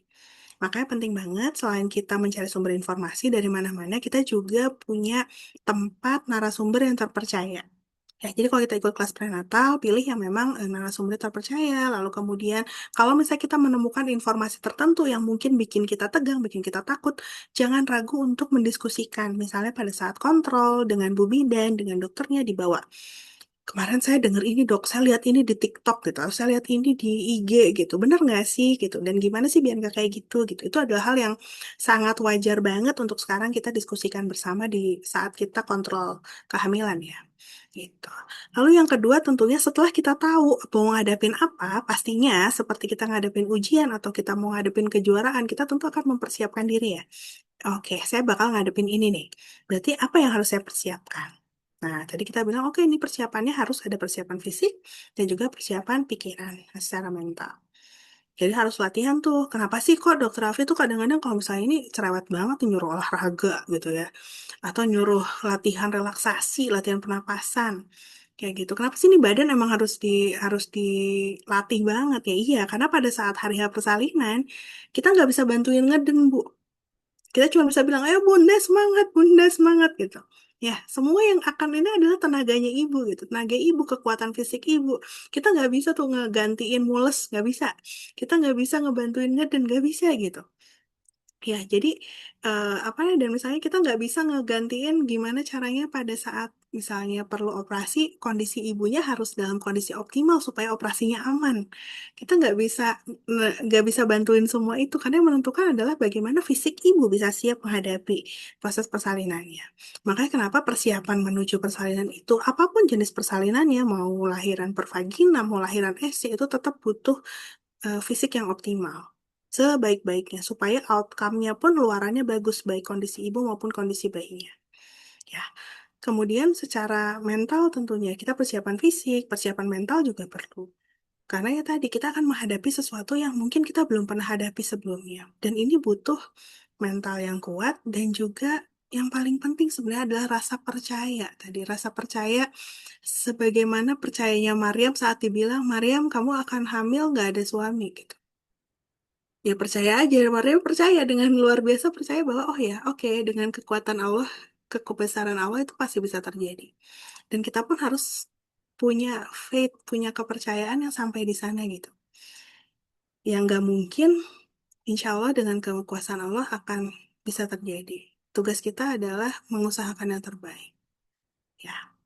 Nah, yang ketiga yang jangan dilupakan nih kalau misalnya ada ayah-ayah yang kebetulan ikut juga atau siapapun tim yang mendukung persalinan bunda nanti, yaitu adalah dukungan emosional. Ya, karena gimana caranya ibu bersalin itu jangan sampai sendiri. Ya, karena untuk seorang Maryam pun yang sendirian nih mengasingkan diri, Allah kirimkan gitu panduan dari malaikat Jibril untuk bagaimana sih mendampingi dan menjalani proses persalinan ini. Kalau sekarang mungkin Bunda akan punya ayah, tangan yang menggenggam dan ngasih semangat. Ya, ada tim persalinannya. Mudah-mudahan juga tim persalinannya yang baik berjodoh dan berjodoh baik. Bisa memberikan pengalaman persalinan yang positif untuk Bunda dengan cara yang baik. Ya, dengan bahasa yang baik, dengan perlakuan yang baik, memperlakukan Bunda dengan hormat, dengan sayang sama Bunda dan baik. Gitu. Jadi jangan khawatir, jangan takut, dan itu harus diwujudkan itu. Itu harus diwujudkan, mengupayakan punya tim yang bisa supporting sama Bunda dalam kondisi apapun. Dan tugas kita nih sebagai orang-orang yang akan mensupport Bunda adalah bagaimana kita bisa menciptakan lingkungan yang tenang dan mendukung Bunda. Pokoknya kenapa? Karena tugasnya ibu hamil dan bersalin tadi cuma apa? Cuma tiga. Makan, minum, senyum. Ya, sisanya yang lain itu harusnya yang tim pendukungnya nih yang bantuin, mijetin, ngasih semangat, ngasih makan, ngasih minum gitu. Itu semua tim pendukungnya yang sangat menentukan. Ya, jadi penting banget kalau kita sudah mendedikasikan diri nih sebagai ayah siaga, mendedikasikan diri sebagai bidan siaga, dokter yang siaga mendampingi persalinan, ini harus banget kita bisa memberikan dukungan emosional. Oke. Nah, kemudian kita menyelaraskan pikiran dulu gimana. Pasti pahami prosesnya dulu. Cari tahu edukasi nih, pengetahuan, cari tahu ikut kelas, belajar afirmasi positif, bilang oke saya bisa, saya pasti bisa gitu. Itu adalah suatu mantra-mantra yang harus diulang setiap hari gitu ya. Sebagai bagian dari doa-doa kita supaya pengalaman positif itu bisa kita wujudkan sama-sama. Kemudian menjelaskan tubuh penting tadi untuk makan ya, eat well pastinya. Terus istirahat yang cukup, hindari hal-hal yang mungkin membahayakan Bunda, makanan-makanan berbahaya, paparan zat berbahaya, aktivitas berbahaya. Ya, dan jangan lupa juga pastinya untuk olahraga, mempersiapkan fisik kita, eh, jaga postur tubuh, karena kadang ada kebiasaan-kebiasaan yang sebelum hamil sih kayaknya nggak masalah, tapi ternyata pada saat hamil, oh jadi bermasalah gitu. Karena hamil itu memang adalah turning point untuk seorang perempuan yang tadinya mungkin hidup kumaha saya weh gitu ya. Kalau orang sudah bilang kumaha uing gitu, mau makan terserah gitu ya, seblak tiap hari gaskeun gitu. Nah kalau pas hamil mah kan jadi mikir ya, mau makan ini baik nggak ya buat dede gitu ya. Mau pakai skincare aja sekarang nanya-nanya banyak banget ya. Dok ini aman nggak? Dok itu aman nggak ya gitu. Nah itu adalah bagian kita belajar menjadi seorang ibu. Karena sepanjang hidup kita, kita akan seperti itu. Mulai memikirkan manusia lain yang tergantung sama kita. Ya, jadi menjelaskan tubuh itu sesuatu yang perlu. Kenali dulu badan kita, apa yang harus disesuaikan, dan apa yang bisa membuat kita jadi lebih baik. Itu bisa dimulai pada saat kita hamil dan menghadapi persalinan ini. Oke, nah ini gimana caranya badan kita itu sedang membangun manusia baru yang tadinya nggak ada nih, jadi ada. Terus kemudian badan kita akan menghadapi proses persalinan yang katanya sih kayak lari maraton 40 minggu nggak berhenti tiap hari. Ya, hamil itu seperti itu. Dan pada saat hari H-nya itu kayak berenang 90 menit kagak berhenti. Jadi ya memang kita butuh banget yang namanya eh, support, yang namanya bahan baku. Dan itu semua datangnya dari mana? Dari makanan. Makanya kenapa makan yang baik itu penting sekali. Sekali lagi ingat perintah Allah, makan. Jadi jangan ragu untuk makan, jangan takut untuk makan, dan makanlah yang baik. Gizi seimbang, gak usah banyak yang aneh-aneh banget, karena pegang prinsipnya tiga aja sih kalau menurut saya. Yang pertama halal, ya halal mah gampang kan, batasannya jelas. Toyib, nah toyibmu dan toyibku bisa jadi berbeda. Jadi toyib tiap orang berbeda, tapi insya Allah kalau misalnya makanan sehat mah sebenarnya kita tahu gitu, cuman kadang kita kalah sama nafsu. Itu aja. Terus kemudian yang ketiga tentunya tidak berlebihan. Ya, secukupnya semua. Karena kalau berlebihan juga, semua yang berlebihan itu pasti akan menjadi tidak baik. Jangan lupa juga nutrisi dan vitamin untuk ibu hamil. Kadang saya suka dapat pertanyaan ya, dok, kenapa sih kan saya kan baru pulang nih dari Inggris gitu dok, atau saya baru pulang dari Jepang nih, saya di Jepang nih dok sekarang. Kenapa ya kalau di sini mah ibunya tuh nggak disuruh sih makan makan vitamin-vitamin gitu gitu, nggak wajib sih dokternya kayak nggak nyuruh gitu. Kenapa kok dokter di Indonesia kok banyak banget nyuruh makan vitamin? Ya karena kita secara populasi kita itu nutrisinya masih kurang baik. Jadi makanya kita masih sangat dianjurkan untuk ada suplemen-suplemen yang harus dikonsumsi oleh ibu hamil. Minimal banget suplemen zat besi, kalsium, ya, terus kemudian yodium. Kalau yodium sih insya Allah di garam dapur kita udah banyak yodium ya. Jarang lah kalau yang sampai kekurangan yodium kalau dia sekarang. Asam folat pada saat awal kehamilan, ya. Lalu tambahan lainnya misalnya seperti DHA gitu ya untuk pertumbuhan otak bayi gitu di akhir-akhir itu oke banget. Jadi nggak masalah dan wajib sih sebaiknya nutrisi dan vitamin itu dilanjutkan oleh bunda-bunda. Oke, kemudian jangan lupa juga untuk olahraga. Hamil itu memang Allah juga bilang ini adalah lemah yang bertambah-tambah. Tapi tidak berarti kita harus menyerah pada kelemahan itu gitu. Kalau kondisi kehamilan kita aman, tidak ada masalah yang betul-betul mengkontraindikasi kita untuk berolahraga, lakukan olahraga, persiapkan. Emang sih rasanya engap, sesek, aduh barerat gitu ya, semua nggak enak lah gitu, jalan susah, aduh di luar panas, haredang, tekiat. Tapi usahakan gitu, usahakan kita melatih tubuh kita. Karena ya tadi, nanti pada saat hari H, nggak ada yang bisa bantuin ngeden, Bun. Yang bisa ngeden cuma Bunda. Ya, jadi nggak mau nih napasnya harus kuat, ototnya harus kuat. Olahraganya apa aja? Pertama olahraga aerobik buat stamina, jalan kaki, berenang, naik sepeda statis. Oke, yaitu dia ngelatih jantung sama paru-paru. Yang kedua, latihan-latihan yang akan menguatkan otot yang akan digunakan selama proses persalinan. Ya, seperti senam hamil, yoga hamil. Dan yang ketiga, latihan relaksasi dan pernapasan. Karena tadi kita akan ngalamin suatu sensasi yang mungkin kita belum pernah rasain. Kontraksi itu kayak gimana? Rasanya macam-macam. Ada yang bilang mules, ada yang bilang kenceng, ada yang bilang sakit pinggang, beda-beda. Ada yang bilang panas pinggang, beda-beda. Tapi intinya itu adalah sensasi yang gak ada bandingannya. Beda, beda sama semua sensasi yang pernah kita alamin selama ini. Ya, dan itu akan datang, badan kita tuh kayak autopilot. Jadi kayak nggak bisa kita atur. Tiba-tiba dia datang mulusnya, tiba-tiba hilang, tiba-tiba datang lagi, tiba-tiba sering banget. Dan semua itu akan sangat membantu kalau kita bisa latihan relaksasi dan pernapasan. Supaya kita bisa melalui setiap gelombang cinta yang datang itu dengan tenang dan baik. Ya, mulai olahraga simpel aja. Kalau misalnya emang kita sebelumnya belum biasa olahraga, pelan-pelan aja. Mulai 10 menit kek, seminggu 3 kali kek. Tapi diusahakan nanti menjelang persalinan, Bunda udah bisa olahraga sekitar 30 menit dengan 5 kali seminggu. Ya, nah, kemudian kenali juga tentang tahapan persalinan. Ini mulai banyak membaca, atau nanti kita ada sekolah ibu hamil lagi, coba ikut supaya kita bisa tahu apa yang akan kita hadapi. Jadi kalau hari persalinan itu ada kala satu fase pembukaan mulut rahim ya, dan ada kala dua fase kita melahirkan janin, dan ada kala tiga setelah kelahiran bayi sampai lahirnya plasenta. Nah ini tuh kita akan merasakan sensasi yang berbeda. Bisa dilihat di sini kalau yang paling sebelah kiri itu bundanya masih senyum ya. Nah itu biasanya mulusnya masih udah mulai ada sih gitu ya, tapi masih bisa senyum bundanya. Nanti bang, Nah, kalau nanti udah lebih panjang lagi, mulusnya udah lebih sering gitu, pembukaan sudah lebih besar. Nah, itu masuk ke fase aktif. Kalau fase aktif biasanya bunda tiap mulut tiap mulus dia udah kayak serius banget. Kita nggak usah nanya juga tuh udah tahu ini lagi mules. Gitu ya. Nanti ada fase transisi, mulusnya biasanya lagi hot-hotnya tuh.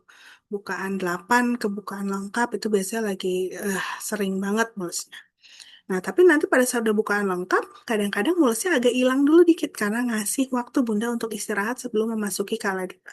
Dan kala dua mulusnya sering lagi dan itu adalah fase untuk mengeluarkan bayi.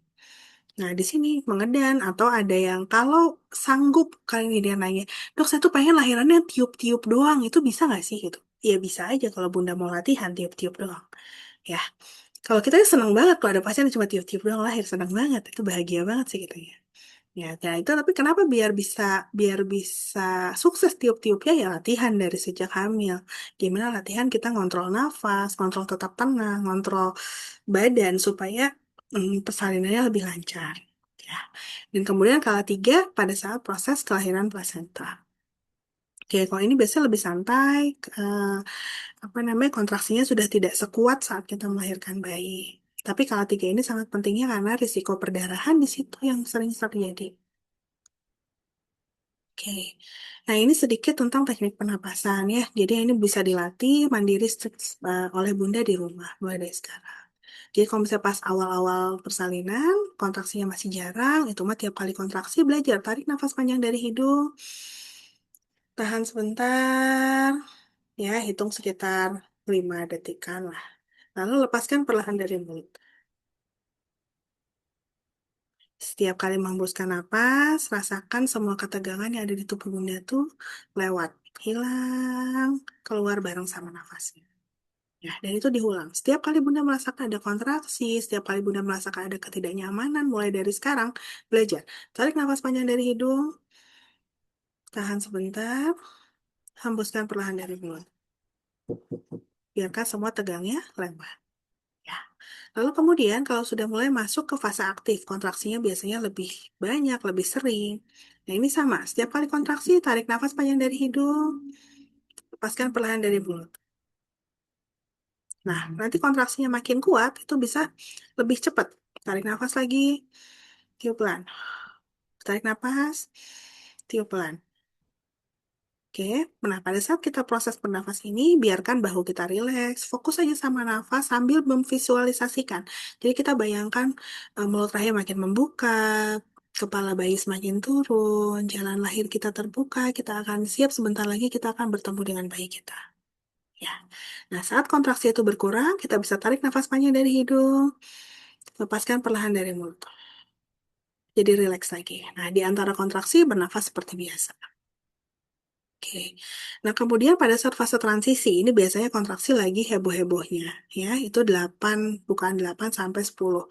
Nah, ini biasanya di sini ibu-ibu tuh mulai ngerasa, wah nggak kuat tuh, nggak kuat ya, udah sesar aja. Nah, ini biasanya di sini. Kalau kita sih senang kalau misalnya ibu udah sampai di sini, karena biasanya bentar lagi itu lahirannya. Ya. Jadi kalau misalnya pas udah mulai kerasa ada kontraksi, mulai dengan tarik nafas dalam. Terus kita pusatkan perhatian pada satu objek. Apalah itu? Kita latihan mulai dari sekarang. Apakah itu tangan suami? Oh, salah ya. Jangan, jadi kalau megangnya juga jangan kencang-kencang ya. Kasihan ayah-ayah itu. Jangan lupa potong kuku dulu juga supaya tidak ada bekas-bekas cakaran. Ya, atau visualisasi pikiran. Jadi dia sambil menjamkan mata sambil membayangkan. Ada yang membayangkan kalau misalnya kita latihan hypnobirthing itu membayangkan kelopak bunga yang merekah misalnya ya. Untuk sebagai visualisasi dari jalan lahir kita yang membuka atau apapun hal yang membuat Bunda merasa nyaman. Ada yang membayangkan ombak misalnya yang datang dan pergi gitu ya. Atau ada yang membayangkan tempat favoritnya di mana yang bisa membuat nyaman seperti itu. Nah, pada saat kontraksi datang, kita bernapas cepat dan pendek. 1 sampai 10 nafas dalam 5 detik. Jadi misalnya tarik nafas, tiup pendek-pendek gitu ya, sambil bilang itu juga boleh. Oke. Nanti kalau udah 5 kali kita kita hembus panjang. Jadi sekali lagi tarik nafas.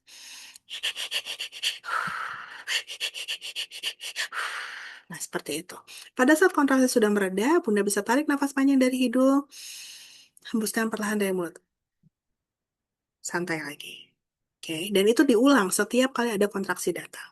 Ya, jadi dengan kita fokus pada nafas, fokus pada visualisasi, itu akan membuat kita bisa melalui em, fase transisi ini dengan baik. Karena biasanya di transisi ini tuh bukan belum lengkap, tapi udah mulai ada rasa ingin mengedan. Ya, jadi gimana cara biar kita nggak ngedan terlalu cepat tadi? Fokus sama nafas, nafas pendek-pendek, dan tetap santai dan tenang. Oke.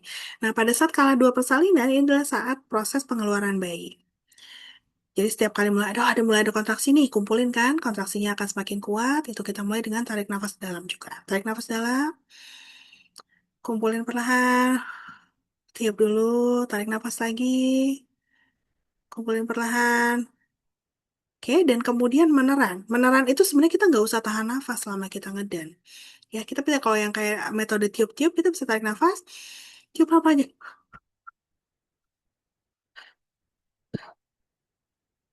gitu ya. Karena yang akan mengeluarkan bayi itu sebenarnya adalah kontraksi rahim bunda. Rasa mengedan, refleks itu adalah sebuah refleks karena ada tekanan pada saraf di dasar panggul kita.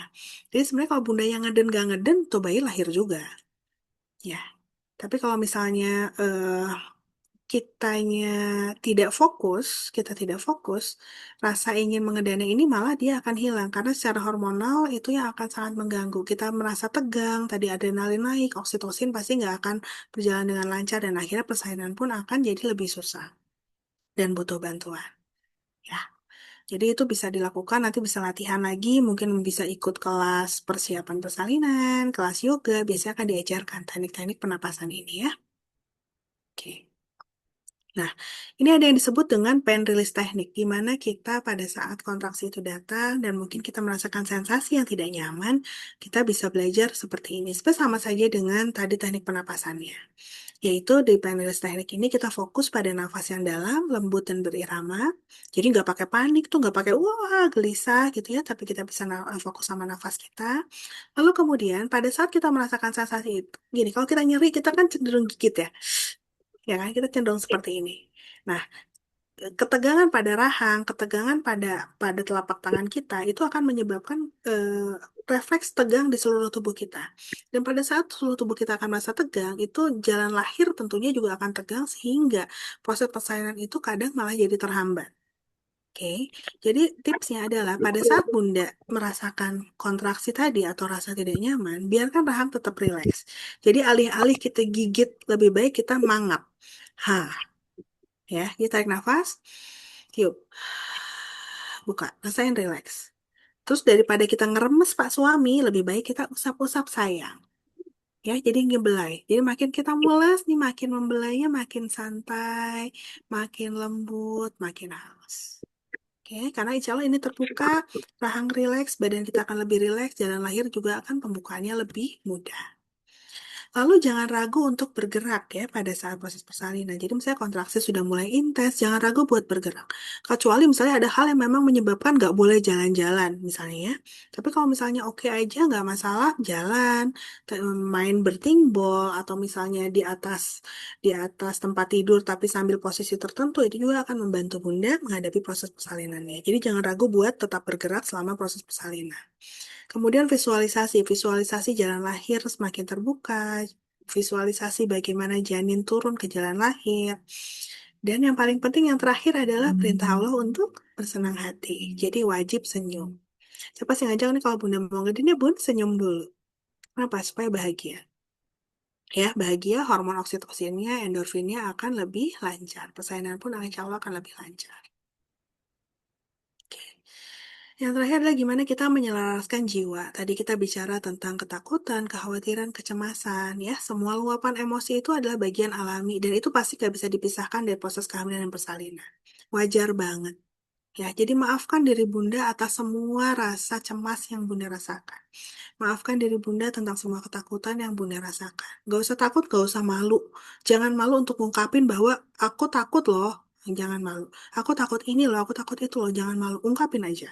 Ya, boleh banget. Curhat di sini, curhat di grup kita, di pregnancy circle, atau curhat pada saat Bunda kontrol di bidan atau dokter. It's okay, gak masalah.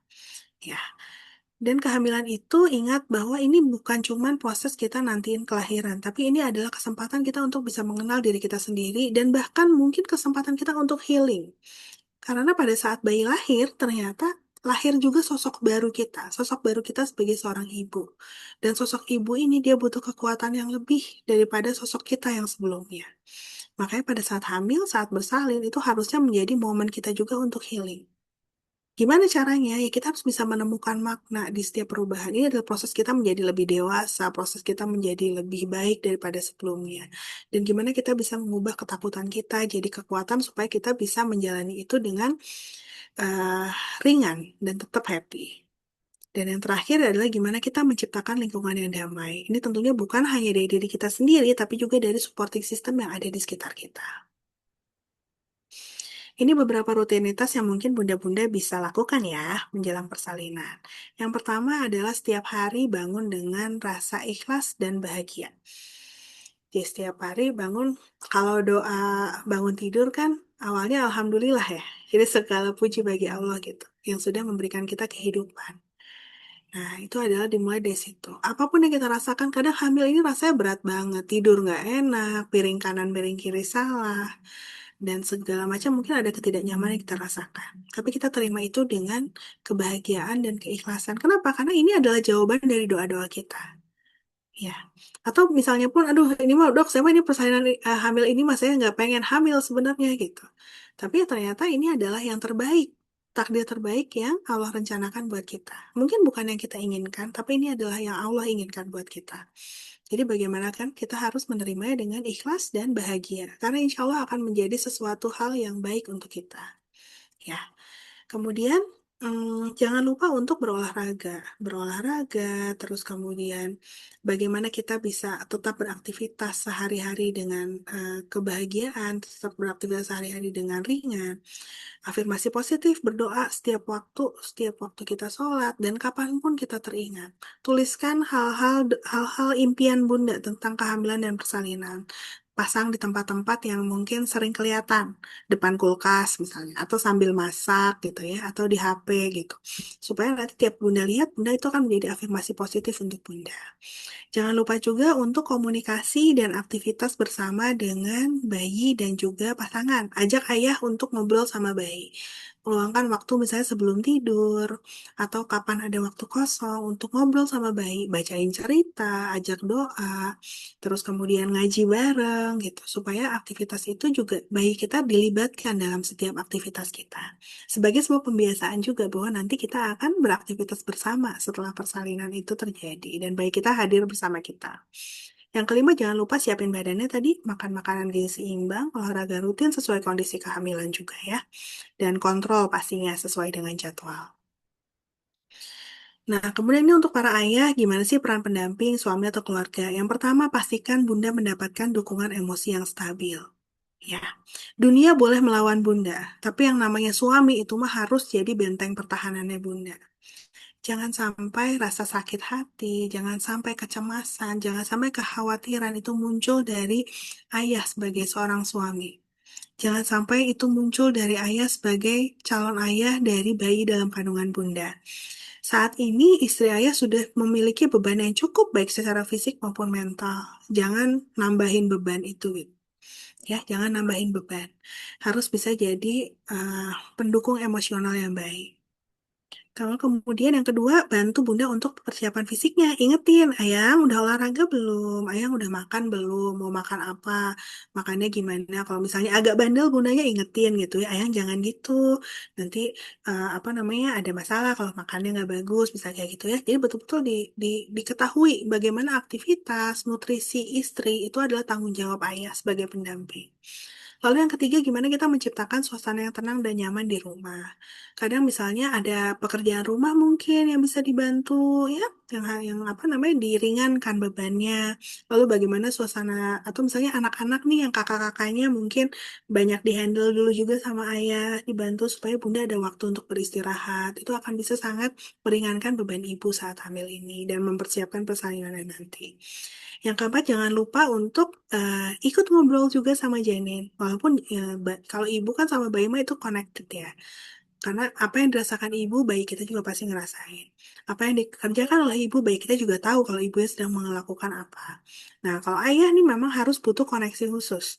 Harus ada ngobrol supaya janin pun mulai mengenal suara ayah gitu. Lalu kemudian eh, belajar mengenal bagaimana respon bayinya ya. Misalnya udah mulai tendangannya udah mulai kerasa kayak gitu. Itu pun buat ayah pun akan menjadi sebuah motivasi dan menyadarkan bahwa oh iya, oke, saya akan menjadi seorang ayah. Ya, lalu kemudian jangan ragu untuk ikut kelas edukasi karena ayah juga harus tahu semua hal yang diketahui ibu tentang persalinan, ayah harus tahu dan bahkan harus tahu lebih baik. Kenapa? Karena nanti pada saat hari H persalinan ada sesuatu, ada keputusan yang harus diambil, misalnya ada tindakan medis tertentu yang harus dilakukan. Dokter atau bidan itu pasti akan nanyanya sama ayah. Ayah akan diminta untuk tanda tangan persetujuan. Ya, karena bisa jadi istri ayah, bundanya mungkin sudah tidak dalam kondisi yang bisa ditanya. Ya, misalnya ada kondisi emergensi atau apa. Maka keputusan itu ada di tangan ayah. Jangan sampai pas hari H gitu dokternya nanya, ayahnya masih nanya lagi sama bunda, ayang gimana mau nggak diiniin? Atau bahkan kayak nanya, ayang induksi teh apa gitu ya. Nggak tahu gitu tentang apa yang akan dialami oleh istrinya. Jadi kalau bisa ayah harus punya pengetahuan yang cukup tentang proses persalinan. Kalau saya sih malah kadang-kadang sering bilang, ayah tuh harus bisa sampai nolong persalinan darurat. Karena kita nggak tahu, bisa jadi bayinya memutuskan untuk lahir di rumah gitu. Atau bayinya memutuskan lahir di mobil gitu. Nah, ayah harus tahu gimana caranya menolong persalinan darurat. Setidaknya apa yang harus dilakukan untuk pertolongan pertamanya. Ya, dan kemudian dampingi ibu pada saat kontrol dan tadi pengambilan keputusan itu ayah harus terlibat aktif. Karena tugas ibu hamil mah cuma tiga, makan, minum, tersenyum. Sisanya yang lain harus dibantuin sama ayah. Oke. Nah, kemudian bagaimana kita membangun birth team? Jadi supporter tadi ya, yang bisa mendukung ibu dalam proses hamil dan bersalin ini. Ayah tadi ya udah pasti ya peran sebagai pendamping utama, baik secara emosi, fisikal, suportif dan juga advokasi. Jadi misalnya pelindung banget lah. Jadi misalnya ibu merasakan ketidaknyamanan, misalnya itu harus ayah harus berani untuk speak up dan melindungi istrinya dan bayi di dalam kandungan istri. Lalu kemudian manfaatkan juga kalau misalnya ada keluarga atau pendamping persalinan profesional ya seperti doula, itu akan bisa sangat membantu Bunda untuk memberikan eh, kenyamanan atau misalnya gimana mendampingi pada saat proses persalinan. Ya lebih tenang, lebih em, enak lah nggak ada yang apa mengurangi kekhawatiran atau mengurangi pikiran yang harus dipikirin sama Bunda. Dan yang pastinya adalah care provider, eh, petugas kesehatan, petugas medis yang akan mendampingi Bunda. Jadi pilih dokter, pilih bidan yang sesuai dengan kebutuhan Bunda. Dan penting banget untuk kontrol rutin. Kalau bisa sih kontrol rutin, jangan pindah-pindah kalau misalnya memang sudah menemukan tempat yang nyaman untuk Bunda. Kenapa? Karena kontinuitas pelayanan ini akan sangat mempengaruhi bagaimana respon atau bagaimana dokter atau bidan pun akan mendampingi Bunda. Jadi kalau dokter atau bidan kita ketemu pasien yang baru pertama kali ketemu nih, itu lebih tegang juga. Sejujurnya itu lebih tegang juga buat kita. Karena kita kayak bener kayak tadi, kita kayak ujian tapi kita nggak tahu ini yang akan kita hadapin apa. Tapi kalau kita udah tahu riwayatnya, kita ada sejarahnya, kita udah tahu preferensinya, berplannya seperti apa, insya Allah dokter atau bidan pun akan lebih mudah untuk bisa mensupport Bunda. Ya. Nah, ini kemudian nanti mungkin akan dibahas juga dari tim Sinabert ya. Inilah sebabnya karena kita tahu banget Bunda dan Ayah tadi challenge apa, tantangan apa yang harus dihadapi selama proses hamil dan bersalin ini. Makanya kita pun di klinik Jasmine MK Medica berupaya untuk bisa menghadirkan layanan kehamilan dan persalinan yang bisa mendukung itu dengan sebaik-baiknya. Makanya meluncurkan yang disebut dengan Sinabert. Ya, singkatan dari SAFE. Jadi harus aman pastinya, holistik di mana kita bisa mensupport dari semua sisi, Islamik karena sesuai dengan visi dan misi juga dari klinik Jasmine ya untuk bisa memberikan value, nilai mengisi nilai keislaman di semua aktivitas yang kita lakukan, natural, sealami mungkin dalam artian kita hanya melakukan intervensi bila memang diperlukan dan tentunya aktif. Aktif ini Bunda sebagai pemeran utama yang akan menentukan proses persalinan itu bagaimana dan keputusan yang akan diambil seperti apa, ya belajar bersama. Jadi bukan terserah dokter aja yang terbaik gimana, nggak bisa seperti itu. Karena penentu utamanya adalah Bunda dan Ayah. Ya nanti boleh dibahas sama dari tim terpadu di Sinabert Jasmine ya. Oke, take home message-nya adalah satu persaingan itu adalah perjalanan transformatif yang pastinya butuh keseimbangan holistik dan dukungan dari banyak pihak. Jadi ya jalani dengan hati yang lapang, keikhlasan, dan keberanian. Yang kedua, selaraskan tubuh sama pikiran, tubuh, pikiran, dan jiwa Bunda, supaya Bunda dapat melihat proses ini dengan lebih percaya diri. Apapun metode persalinannya, bagaimanapun kondisi kehamilannya. Ya, karena ujian kehamilan setiap orang tuh bisa jadi berbeda-beda. Tapi insya Allah kalau kita mengenal tubuh kita dan kita bisa membuat strategi yang baik, kita akan bisa menjalani itu dengan baik juga. Percayalah bahwa setiap ibu akan memiliki kekuatan alami untuk menjalani persalinan dengan aman dan nyaman, karena Allah tidak akan menguji yang hambanya itu tidak sanggup. Jadi harus percaya nih, tapi modal yang diberikan Allah juga harus dimanfaatkan, dimaksimalkan semaksimal mungkin. Tubuh yang sehat, pikiran yang damai, hati yang tenang, kepercayaan, intuisi, itu semua adalah modal Bunda untuk bisa menjalani kehamilan dan persalinan dengan baik. Ya, kalau misalnya ngerasa, aduh dok, saya udah sampai umur kehamilan segini, kok kayak persiapan saya masih kurang. Nggak masalah, nggak ada kata terlambat. Ambil langkah pertama sekarang, mulai siap-siap dari sekarang. Oke, terima kasih banyak Bunda-Bunda yang sudah mengikuti materi kita hari ini. Insya Allah nanti kita bisa lanjut di diskusi ya. Selalu know better, think best, just right. Assalamualaikum warahmatullahi wabarakatuh. Waalaikumsalam warahmatullahi wabarakatuh. Masya Allah. Waalaikumsalam. Boleh dikasih reaction ya, ayah bunda yang sedang menyimak. Alhamdulillah, Masya Allah. Daging semua ini ya. Tadi ilmu yang disampaikan dan mudah-mudahan mengurangi rasa kekhawatiran ayah bunda yang sedang menyimak dan sedang menantikan waktu kelahiran buah hati ya. Alhamdulillah. Terima kasih Dokter Afi dan tadi ya.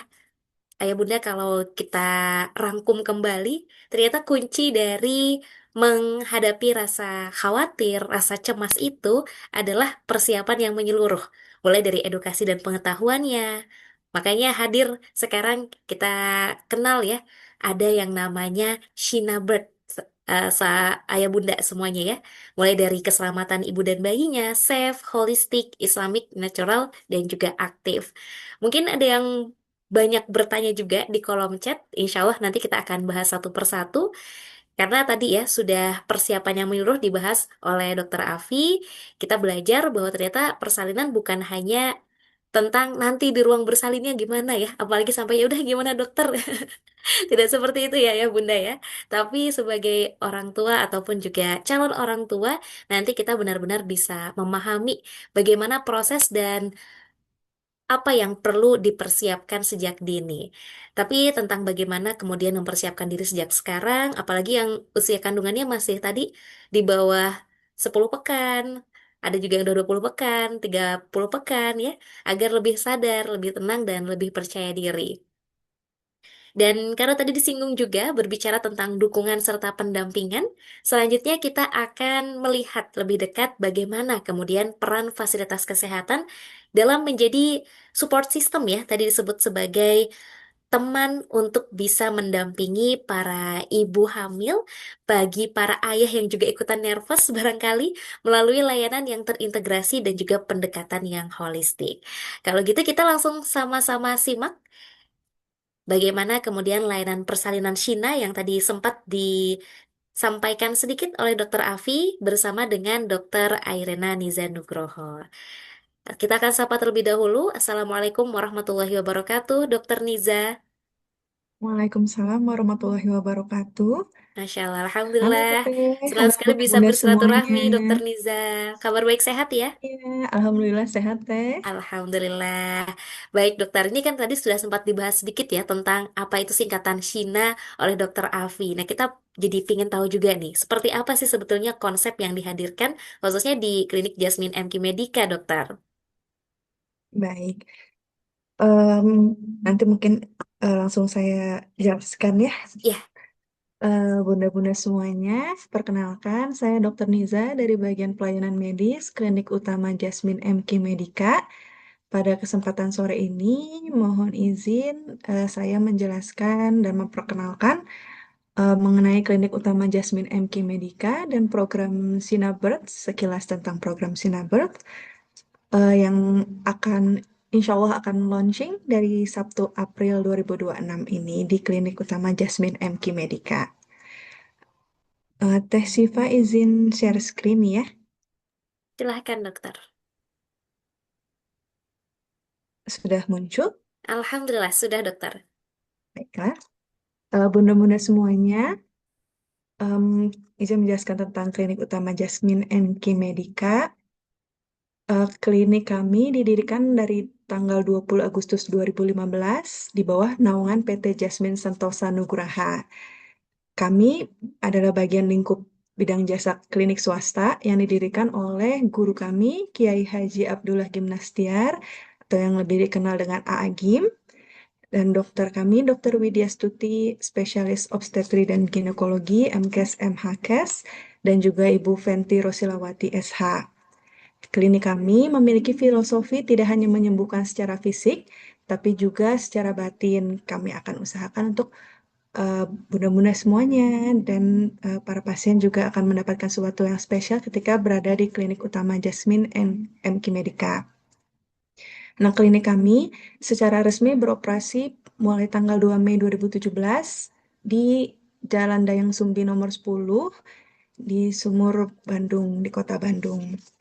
Klinik kami hadir untuk menginspirasi masyarakat Kota Bandung dengan berkomitmen memiliki pelayanan profesional dengan sentuhan pribadi, baik pada kehidupan wanita, ibu, anak, dan juga seluruh keluarga. Klinik kami akan mendukung pelayanan terhadap bunda-bunda semuanya dan ayah-ayah juga serta semua keluarga dengan tenaga medis yang profesional. Dan klinik kami juga ingin mewujudkan visi dan misi kami untuk menjadi klinik utama yang unggul di Bandung. Visi klinik kami adalah menjadi klinik utama unggulan yang terpercaya dan penuh keberkahan dalam memberikan layanan kesehatan yang holistik, ramah, dan berorientasi pada kualitas hidup. Untuk mewujudkan visi ini, kami memiliki empat misi utama. Yang pertama, memberikan layanan kesehatan keluarga yang profesional, empatik, dan berfokus pada keselamatan serta kenyamanan pasien. Yang kedua, menyediakan produk dan layanan kesehatan yang berkualitas tinggi, aman, dan sesuai dengan kebutuhan setiap anggota keluarga. Yang ketiga, menjadi tempat tumbuh dan berkembangnya SDM yang sejahtera, kompeten, dan membawa manfaat bagi masyarakat luas. Dan empat, menanamkan nilai spiritualitas dan keberkahan dalam setiap aspek layanan dan pengelolaan klinik. Moto klinik kami adalah ikhlas melayani, berkah menyertai. Ada 5 pokok nilai perusahaan klinik utama Jasmine MQ Medica yang kami singkat sebagai INFUS, yaitu I, ibadah, di mana kami berharap mencapai keberkahan dalam semua aktivitas, sehingga semua aktivitas kami dilakukan dengan amanah sebagai ladang amal ibadah kami. N. Nyaman, kami berharap dan bertekad untuk memberikan kepuasan kepada pasien dengan memberikan layanan yang optimal. F. Fokus, di mana karyawan kami bekerja profesional untuk memberikan keselamatan, kenyamanan, dan kepuasan pasien. U. Unggulan, kami bertekad untuk menjadikan pilihan utama masyarakat untuk mendapatkan pelayanan kesehatan. Dan S. Siaga, di mana karyawan kami insya Allah siap dan mampu untuk melayani masyarakat setiap saat. Berikutnya, singkat tentang layanan utama dari klinik utama Jasmine MQ Medica. Yang pertama adalah Women's Clinic, yaitu klinik untuk wanita dan terutama bunda-bunda sekalian, di mana kami melayani persalinan, persalinan normal, dan juga nanti akan launching yang baru, sudah disinggung juga oleh Dr. Afi, yaitu Shina Birth mulai 1 April 2026. Nanti akan saya jelaskan setelah ini. Yang kedua adalah konsultasi dokter spesialis kandungan. Kami memiliki 6 orang dokter spesialis kandungan yang profesional dan berdedikasi dalam melayani pasien dan muda-muda semuanya. Semua dokter spesialis kandungan kami perempuan, jadi ada Dokter Robi Diastuti, Dokter Surjati, Dokter Evi, Dokter Karina, eh, Dokter Windy, dan juga Dokter Afi, narasumber kita yang tercinta. Lalu kita juga punya layanan USG, 2D, 3D, sampai 4D. Yang kedua ada layanan Children Center. Di sini kita melayani konsultasi kesehatan anak di poliklinik anak, ada imunisasi anak, juga konsultasi tumbuh kembang anak di poli tumbuh kembang, layanan hitan, baby spa, dan psikologi untuk anak dan remaja. Yang ketiga adalah family clinic, yaitu klinik keluarga. Kita fokuskan di sini untuk keluarga, bisa ibu, bisa ayah, dan anggota keluarga lainnya, di mana kita punya poli penyakit dalam, poli gigi, poli dokter umum, ada klinik vaksinasi, dan juga kita melayani vaksinasi internasional. Dan kita bisa menerbitkan AICV, terutama untuk eh, ayah atau bunda dan keluarga yang ingin melakukan ibadah umroh. Dan yang keempat ada layanan pendukung lainnya, seperti layanan rawat inap, IGD 24 jam, farmasi 24 jam, laboratorium, dan wellness atau mom and baby care. Di layanan wellness ini kami punya layanan seperti prenatal yoga, yoga couple, hypnobirth, perawatan ibu pasca melahirkan, seperti pijat laktasi, breast care, konsul laktasi, kelas newborn, dan juga untuk baby care seperti baby spa dan pijat bayi. Ini layanan rawat inap kami. Di klinik kami, kami menyediakan fasilitas rawat inap yang nyaman dan berkelas, yang didesain khusus untuk menghadirkan suasana tenang selama masa pemulihan pasien, yang suasananya homey sehingga lebih nyaman. Kami punya pilihan kamar, ada VIP B, VIP A, dan VVIP. Semua pilihan kamar kami insya Allah nyaman dan harganya terjangkau. Untuk VIP A itu kamarnya lebih luas daripada VIP B dan fasilitasnya juga lebih lengkap.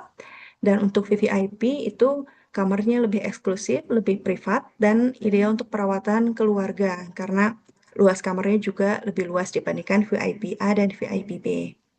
Juga fasilitasnya lebih lengkap.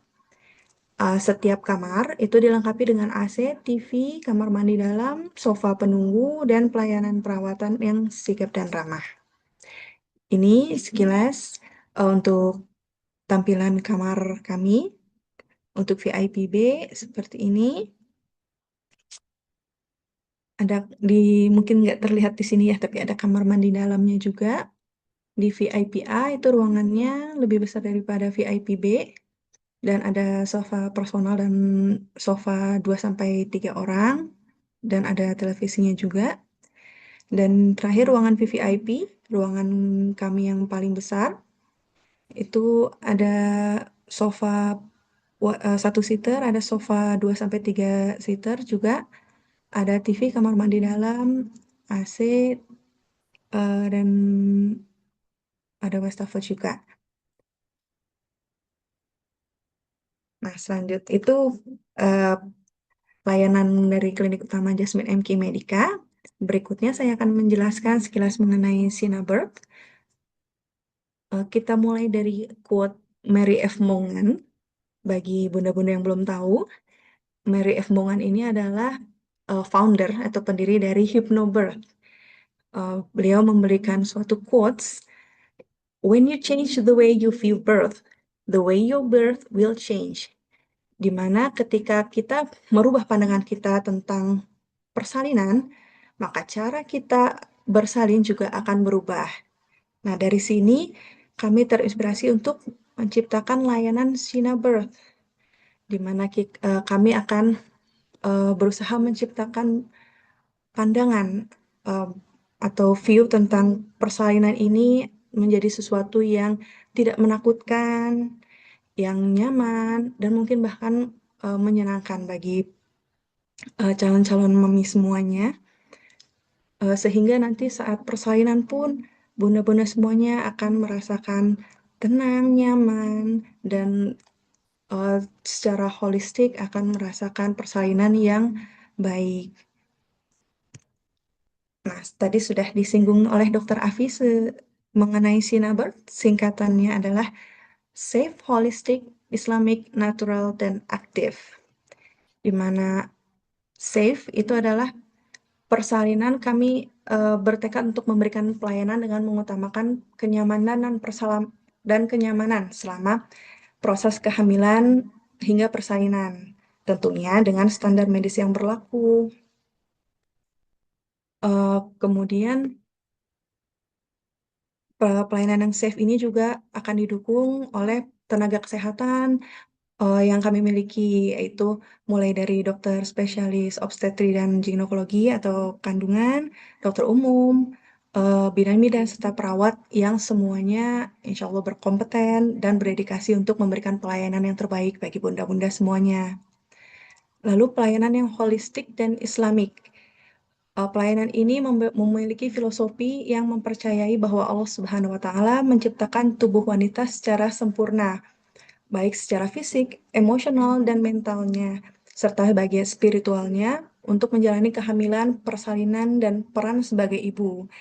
Di sini kami akan melayani secara keseluruhan, baik secara fisik dan mental untuk bunda-bunda semuanya. Lalu natural, persalinan yang natural adalah peristiwa yang normal dan alami, yang merupakan bagian dari fitrah seorang wanita. Nah, kami di sini dalam Sinabirth itu sangat mendukung persalinan yang berjalan secara natural. Dan kami akan mengikuti persalinan tersebut dengan minimal intervensi. Tentunya dalam pengawasan tenaga kesehatan dan dokter OBGYN. Lalu aktif, yaitu persalinan aktif yang terjadi saat ibu mengikuti naluri atau instingnya sendiri dan logika fisiologis tubuh ibu. Di sini kami mengharapkan peran aktif di mana ibu memegang kendali atas tubuhnya sendiri saat melahirkan. Sebenarnya kami mengharapkan partisipasi aktif para bunda-bunda semuanya dalam program Sinabirth ini mulai dari awal masa kehamilan hingga saat setelah persalinan. Nah, ibu dan pendamping atau keluarga adalah pelaku utama yang berhak menentukan pengalaman kehamilan dan melahirkannya sendiri. Bagaimanakah uh, Sinabirth ini mulai dari pra persalinan sampai pasca persalinan? Nah, di sini ada asuhan persalinan normal atau kita singkat dengan APN. Nah, biasanya kalau kita bicara tentang persalinan, kita akan terpaku pada asuhan persalinannya saja, di mana bagian persalinan saja, yaitu tindakan mengeluarkan janin yang sudah cukup usia kehamilan dan berlangsung spontan tanpa intervensi alat. Nah, dalam Sinabirth ini, kita akan mulai memberikan pelayanan mulai dari masa kehamilan atau prapersalinan, persalinan, dan pasca persalinan. Atau simpelnya ini APN++.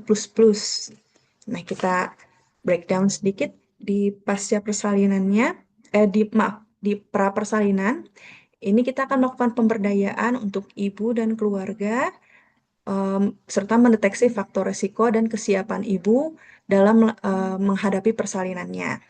Kami akan melakukan risk pregnancy screening, yaitu screening untuk melihat resiko persalinan atau resiko kehamilan bagi ibu. Apakah resikonya, apakah persalinannya aman atau ada resiko-resiko tertentu yang membutuhkan intervensi tertentu. Yang kedua ada kelas edukasi kehamilan yang akan memberikan pengetahuan dan bagaimana persiapan untuk bunda-bunda semuanya dalam menghadapi kehamilan dan persalinan. Lalu ada hypnobirthing class, prenatal yoga, lalu kami akan membimbing juga untuk bunda-bunda untuk membuat personal pregnancy plan dan birth plan-nya. Lalu ada screening untuk uh, fear of childbirth scale. Ini adalah screening untuk melihat bagaimana tingkat ansietas atau tingkat ketakutan bunda-bunda dalam menghadapi persalinan.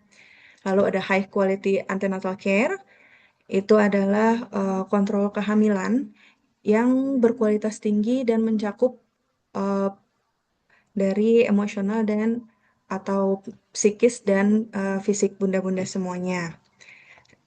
Juga ada collaborative management, itu akan dilakukan dari tim Sinabirth, mulai dari tenaga kesehatan kami seperti dokter Objin kami, dan untuk program Sinabirth ini akan dokter penanggung jawab kandungannya adalah dokter Afi. Juga akan ada dokter umum dari Jasmine dan juga ada bidan dan perawat dari Jasmine. Lalu di tahap persalinan, kami bertekad untuk menghadirkan pengalaman persalinan yang indah, lembut, dan aman. Kami akan memberikan layanan continuous support during labor, bisa dilakukan oleh keluarga, dan juga ada doula atau bidan pendamping. Yang kedua ada pain management, baik secara farmakologis ataupun non-farmakologi. Non-farmakologi ini maksudnya tanpa obat-obatan, misalnya dengan air hangat atau dengan masase. Lalu ada latihan labor, yaitu labor management dan timing of admission-nya. Lalu ada labor position-nya. Kita akan melayani Bunda bagaimana posisi persalinan yang nyaman dan aman untuk Bunda. Lalu ada mutual decision making. Nah, di sini kami akan menjelaskan kepada Bunda dan pendamping atau keluarga mengenai kondisi persalinan, kondisi kehamilannya, dan apabila dibutuhkan tindakan atau intervensi, tentu kami akan menjelaskan uh, apa kekurangan dan kelebihannya, mengapa itu penting, dan kami akan meminta peran aktif dari ibu dan pendamping atau keluarga untuk memberikan keputusan sesuai dengan insting Bunda. Lalu ada fetal monitoring, kita akan pantau kehamilan Bunda dengan CTG dan USG Doppler. Lalu ada intervensi minimal atau minimal intervention. Ini kita akan maksudnya kita akan mengikuti alur persalinan Bunda senatural mungkin dengan intervensi yang seminimal mungkin. Dan karena kami akan terus mengawasi bagaimana jalannya persalinan Bunda, sehingga bila kami menemukan suatu resiko atau hal-hal yang butuh intervensi, maka akan kami beritahukan. Bila tidak, maka kita akan melakukan intervensi yang seminimal mungkin atau bahkan tanpa intervensi apapun. Kita akan mengikuti jalannya persalinan Bunda dengan senatural mungkin. Lalu tepat keputusan dan tepat rujukan. Nah, ini berkaitan dengan tadi kita monitoring dan minimal intervention tadi. Apabila dalam persalinan Bunda ternyata qadarullah kita menemukan suatu permasalahan atau komplikasi, maka kita akan melakukan rujukan dan komunikasikan dulu kepada keluarga supaya tepat keputusannya dan tepat rujukannya. Lalu setelah itu, bagian pasca persalinan, kami juga akan mempersiapkan ibu dan keluarga untuk merawat bayi baru lahir, yaitu ada delayed umbilical cord clamping, ada inisiasi menyusu dini atau IMD dan ASI eksklusif, lalu ada manajemen laktasi, di mana kami juga akan memberikan layanan konsultasi untuk laktasi kepada bunda-bunda semuanya, sehingga bunda pun tahu bagaimana cara menyusui yang baik dan benar. Lalu ada perawatan nifas. Perawatan nifas ini bisa juga kita lakukan home care. Lalu kelas perawatan bayi baru lahir, konseling laktasi, kontrol nifas, dan konseling tentang KB. Nah, tadi kita sudah sebutkan tentang high quality antenatal care. Bagaimana itu ANC yang high quality? Nah, di sini kami memberitakan untuk memberikan pelayanan konsultasi kehamilan secara holistik dan komprehensif, di mana program ini dirancang untuk mendampingi setiap langkah perjalanan kehamilan bunda, memastikan kesehatan fisik, mental, dan kesejahteraan janin juga berjalan dengan harmonis. Bagaimana kita mengawasi kesehatan fisik ibu? Yaitu dengan screening risiko kehamilan, pemantauan tekanan darah, tanda vital, berat badan, dan juga ada cek laboratorium yang dilakukan secara berkala dan sesuai dengan standar medis berkualitas tinggi. Lalu kesehatan psikologis ibu kita akan perhatikan juga. Kita akan pantau dengan screening kecemasan dan depresi selama pra persalinan atau selama masa kehamilan. Lalu ada konseling psikologi juga, dan kami akan memberikan dukungan emosional yang empati dan terstruktur untuk bunda-bunda semua. Dan tidak lupa juga kita akan memperhatikan bagaimana kondisi janin. Kita akan memperhatikan kesejahteraan janin yang akan kita pantau melalui USG, 3D, pemantauan tumbuh kembang janinnya, bagaimana biometri janinnya, dan estimasi berat janin akurat yang dilakukan setiap semester. Nah, klinik kami hadir untuk mewujudkan pengalaman persalinan yang indah, menyenangkan, serta minim trauma bagi ibu dan bayi, dengan memberikan pelayanan holistik bagi ibu dan keluarga dari masa kehamilan sampai persalinan. Serta kami juga ingin memenuhi hak reproduksi ibu untuk mendapatkan pelayanan kesehatan reproduksi dengan standar yang baik, terjangkau, dan bersahabat. Klinik kami adalah tempat di mana ibu dan keluarga insya Allah akan mendapatkan perhatian, keramahan, dan kehangatan selayaknya dalam sebuah rumah yang nyaman.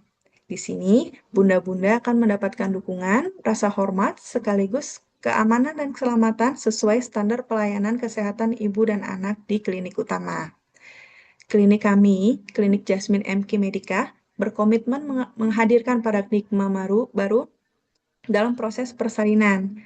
Kami percaya bahwa persalinan alamiah merupakan pengalaman spiritual, emosional, fisik yang menakjubkan dan menginspirasi bunda-bunda semuanya. Nah, untuk informasi lebih lanjut, bunda-bunda semuanya bisa menghubungi call center kami yang aktif selama 24 jam di nomor 0812 9234 2188. Bunda bisa boleh foto atau screenshot, atau nanti mungkin slide-nya bisa juga dibagikan. Nah, sekian informasi mengenai klinik Jasmine MK Medica dan sekilas tentang Shinabird. Selanjutnya saya kembalikan lagi kepada host, Baik, yaitu Teh Siva. Masya Allah, Terima kasih, Alhamdulillah. Teh. Terima kasih Dokter Niza untuk ilmu dan informasinya di kesempatan sore hari ini. Boleh dikasih reaction, tepuk tangan atau love-love? Nah, ini masih banyak yang menyimak dokter ya. Alhamdulillah, mudah-mudahan Jasmine MK Medica ini menjadi salah satu wasilah dari bunda-bunda, ayah juga yang sedang menyimak, mendampingi bunda-bunda yang hadir di sini, memberikan pengalaman terbaik untuk bisa menyambut datangnya buah hati ya, yang dinanti-nanti. Masya Allah, Alhamdulillah. Karena waktu kita ternyata sudah lebih dari jam 5 ya Bunda, Ayah. Jadi izin mungkin hanya satu penanya saja yang akan kita sapa dan bahas untuk di sesi tanya jawab kesempatan sore hari ini. Mungkin silahkan Ayah Bunda yang ingin bertanya langsung dengan on mic. Ini silahkan bisa langsung raise hand. Baik, kalau di kolom chat ini sudah banyak sekali sebetulnya yang bertanya ya, Dokter Niza, Dokter Afi, yang alhamdulillah kalau di kolom chat ini sudah beberapa dibalas ya oleh Dokter Afi terkait dengan tips dan lain sebagainya, pertanyaan-pertanyaannya. Mungkin silahkan Ayah Bunda yang ingin bertanya melalui on mic, on cam juga boleh ini ya. Masya Allah. Dan izin mengingatkan kembali untuk Bunda Ayah yang sedang bergabung menyimak, tidak lupa mengisi presensi kehadiran ya. Insya Allah nanti kalau sudah mengisi presensi kehadiran akan ada follow up lebih lanjut. Kan sudah ada grupnya juga ya di Sekolah Ibu Hamil. Mudah-mudahan bisa menjadi perkembangan ilmu semuanya ya. Baik. Teh Salsa, Bunda Salsa Dila mau on mic boleh? Oke. Baik, kalau tidak ada yang ingin langsung bertanya, kita akan sapa yang ini langsung di chat begitu ya. Dokter Niza, nampaknya ini pertanyaan untuk Dokter Niza ini ya. Selaku tim dari Jasmine MQ Medika ya. Nah, boleh dokter ini terkait manajemen pelayanan medis juga ya. Kalau dari Bunda oh ada Ayah Rizal ini ya. Baik. Boleh Ayah Rizal mau on mic Bunda Asna. Baik. Baik, karena yang raise hand terlebih dahulu adalah Bunda Asna. Boleh silahkan Bunda Asna kalau mau on mic, silahkan. Halo, Assalamualaikum. Waalaikumsalam warahmatullahi wabarakatuh. Baik, terima kasih Kak Syifa, Dokter Afi. Mungkin izin bertanya, sebetulnya sudah saya sampaikan di chat juga. Kebetulan saat ini saya trimester 2 dan dokter dokter objeknya pun dengan dokter Afi. Tapi tadi sempat dijawab juga dengan beliau tentang saat ini saya sedang merasakan sedikit engap, tapi tidak terlalu signifikan, hanya saja terjadi ketika pada saat tidur di malam hari. Seperti itu. Tadi sempat dibalas dengan dokter Afi, apa harus dicek dulu nih apakah pernafasannya, apakah mungkin jantung dan lain sebagainya. Tapi saya tidak ada sakit atau sesak di daerah dada, jadi hanya sedikit engap saja. Mungkin bisa dibantu dijelaskan lebih lanjut apakah ada ciri tertentu tentang apa kalau misalnya gangguan pernapasan atau jantung dan lain sebagainya seperti itu. Mhm. Baik, Bunda Asna. Terima kasih untuk pertanyaannya. Berarti ini langsung ke Terima Dokter kasih. Afi ya. Baik, terima kasih. Silahkan Dokter Afi. Ini follow up dari jawaban di komentar ya, Bun, ya Dokter ya. Oke, Assalamualaikum Bunda Asna ya. Ya, ini mengenai Ya, sesak, Waalaikumsalam kalau dok. pada saat, oh iya, mengenai sesak pada saat trimester 2, yang paling penting sih kita harus memastikan dulu ini sesaknya itu karena apa. Karena sensasi sesak itu bisa berasal dari banyak organ ya, atau sistem yang ada di badan kita. Misalnya, kalau misalnya sesaknya apakah berasal dari paru, misalnya apakah lagi ada eh, infeksi tertentu misalnya membuat sesak. Ini kalau ini biasanya keluhannya sesaknya itu terjadi terus-menerus, sebenarnya tidak terlalu dipengaruhi posisi. Jadi misalnya lagi ngapain juga emang tetap sesak nih, napasnya kayaknya nggak nggak nyaman seperti itu. Atau misalnya ada batuk atau misalnya disertai demam, ya itu kita harus curiga apakah ini sesaknya berasal dari saluran pernapasan. Ya, atau misalnya ada rasa berdahak atau ada mengi, nah itu kan biasanya masalahnya di saluran pernapasan. Lalu kemudian kalau misalnya ternyata ada juga sesak yang disebabkan mungkin gangguan di jantung dan pembuluh darah. Misalnya apa ya, ada istilahnya yang namanya dekompensasi. Jadi pada saat hamil itu memang jantung kita akan kerja lebih keras, lalu kemudian karena volume darah kita meningkat, terutama masuk ke trimester 2 itu biasanya kadang ada aliran darah itu akan sedikit lebih lebih berat jadinya ya untuk ibu hamil, dan ini kadang gejalanya itu adalah keluarnya sesak. Kenapa? Karena sesak itu sebenarnya adalah respon tubuh yang bilang bahwa oke, kita kurang oksigen nih gitu. Jadi badan kita akan ngerespon dengan ngeluarin tanda berupa sesak. Nah, tapi kalau misalnya yang masalah jantung, ini seringkali keluhannya disertai dengan misalnya tekanan darahnya jadi masalah, jadi ada tekanan darah tinggi. Atau misalnya, oh kakinya bengkak banget gitu, ada pada bengkaknya bukan cuma di kaki, tapi juga di seluruh tubuh. Nah, itu kita harus waspada, jangan-jangan ada sesaknya jadi ada masalah jantung juga. Nah, kemudian yang lainnya lagi bisa jadi sesaknya adalah mekanik. Mekanik itu karena pada saat memasuki trimester 2, apalagi kalau misalnya kita sudah 20 minggu ke atas, itu kan biasanya rahim memang mulai besar. Rahim yang mulai membesar ini pasti akan mendesak organ-organ perut kita lebih ke arah atas, termasuk mendesak juga ke arah diafragma. Diafragma itu adalah otot yang di perbatasan antara apa namanya dada sama perut kita ya, dan itu akan lebih tidak bebas bergerak tentunya kalau misalnya selama hamil kita makin besar, dan itu memang mulai dirasakan di trimester 2 karena trimester 2 itu ukuran rahim membesarnya bisa jadi pertambahannya pesat sekali bila dibandingkan dengan trimester 1. Ya, jadi memang mungkin mulai space-nya mulai keambil nih sama bayi yang mulai ngedorong gitu kan lebih besar. Nah, kadang itu membuat eh, napas kita jadi lebih terbatas. Nah, atau bisa bisa jadi kombinasi dari semuanya. Ya, kombinasi dari semuanya. Atau ada sensasi juga yang kadang keluarnya dirasakan oleh kita sebagai sesak atau tidak nyaman di daerah ulu hati gitu ya. Di daerah sini tuh gak enak gitu sesak. Apalagi misalnya kalau dirasakan malam hari, misalnya pas tidur gitu. Nah, itu kadang-kadang keluhannya sering juga karena ada asam lambung yang meningkat. Jadi asam lambung yang naik mengiritasi daerah di sekitar diafragma dan ulu hati itu sehingga bisa menyebabkan sensasi yang keluar tuh sesak juga gitu. Nah, maka penting banget ini sebenarnya kita mencari tahu dulu sebenarnya permasalahannya apa. Mungkin nanti kalau misalnya pas konsul bisa bisa dilakukan pemeriksaan juga sekalian supaya kita bisa memastikan ini masalahnya apa.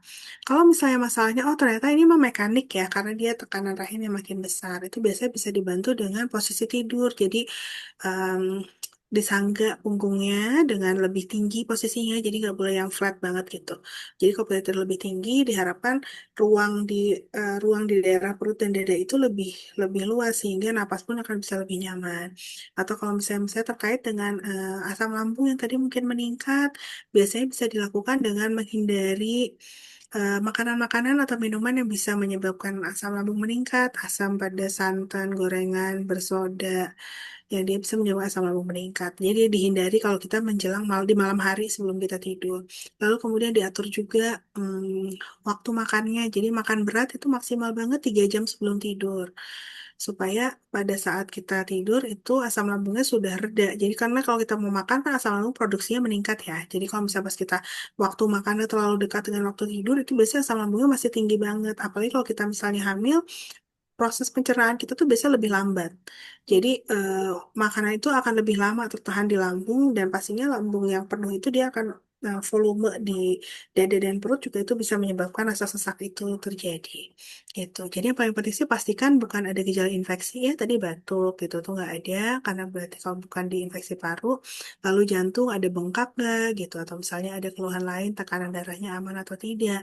Kalau misalnya itu tidak ada, berarti kemungkinan besar masalahnya di mekanik tadi karena rahim makin besar, atau bisa jadi di asam lambung. Coba diperhatikan dulu juga pola makannya dan posisi tidur diperbaiki, jadi disangga lebih tinggi dulu punggungnya supaya tidak bisa berkurang sesaknya. Yang terakhir bisa dilakukan adalah belajar latihan pernapasan. Karena dengan belajar latihan pernapasan, terutama kita belajar bagaimana nafas diafragma, nafas dengan otot perut, itu akan membantu ibu untuk bisa lebih rileks dan otot napas lebih terlatih. Jadi kita akan mengkompensasi kebutuhan oksigen dan juga perubahan tubuh yang terjadi selama kehamilan ini sehingga sesaknya bisa berkurang. Gitu pun. Jadi bisa dicobain dulu satu-satu semua yang mana kalau misalnya masih ada keluhannya dirasakan nanti pada saat konsul bisa kita lakukan pemeriksaan. Baik. Mudah-mudahan cukup menjawab ya. Ya, siap dokter. Terima kasih untuk penjelasannya. Masya Allah, Alhamdulillah. Terima kasih Dokter Afi dan juga Bunda yang baru bertanya ini ya. Alhamdulillah. Nanti berarti langsung berjumpa di klinik MQ Medika ya. Alhamdulillah. Ini ada yang mau bertanya juga, Dokter. Kali ini dari Ayah ya. Silahkan Ayah Rizal Syadi dan Pasha. Bisa untuk unmute. Eh, Silahkan. Atas kesempatannya. Mungkin eh, udah tadi sempat bertanya juga di kolom komentar, tapi saya Mhm. jawab, tapi eh, si balasannya nggak kebaca mungkin. Hmm. Eh, saya berencana bawa istri saya melakukan perjalanan pulang kampung selama 2 jam. Di usia kandungan kehamilannya sekarang di 37 minggu nanti itu. Mau minta sarannya yang aman gitu. Naik motor juga gitu. Minta sarannya yang aman seperti apa sama yang dikhawatirkan apa aja gitu, dokter. Makasih.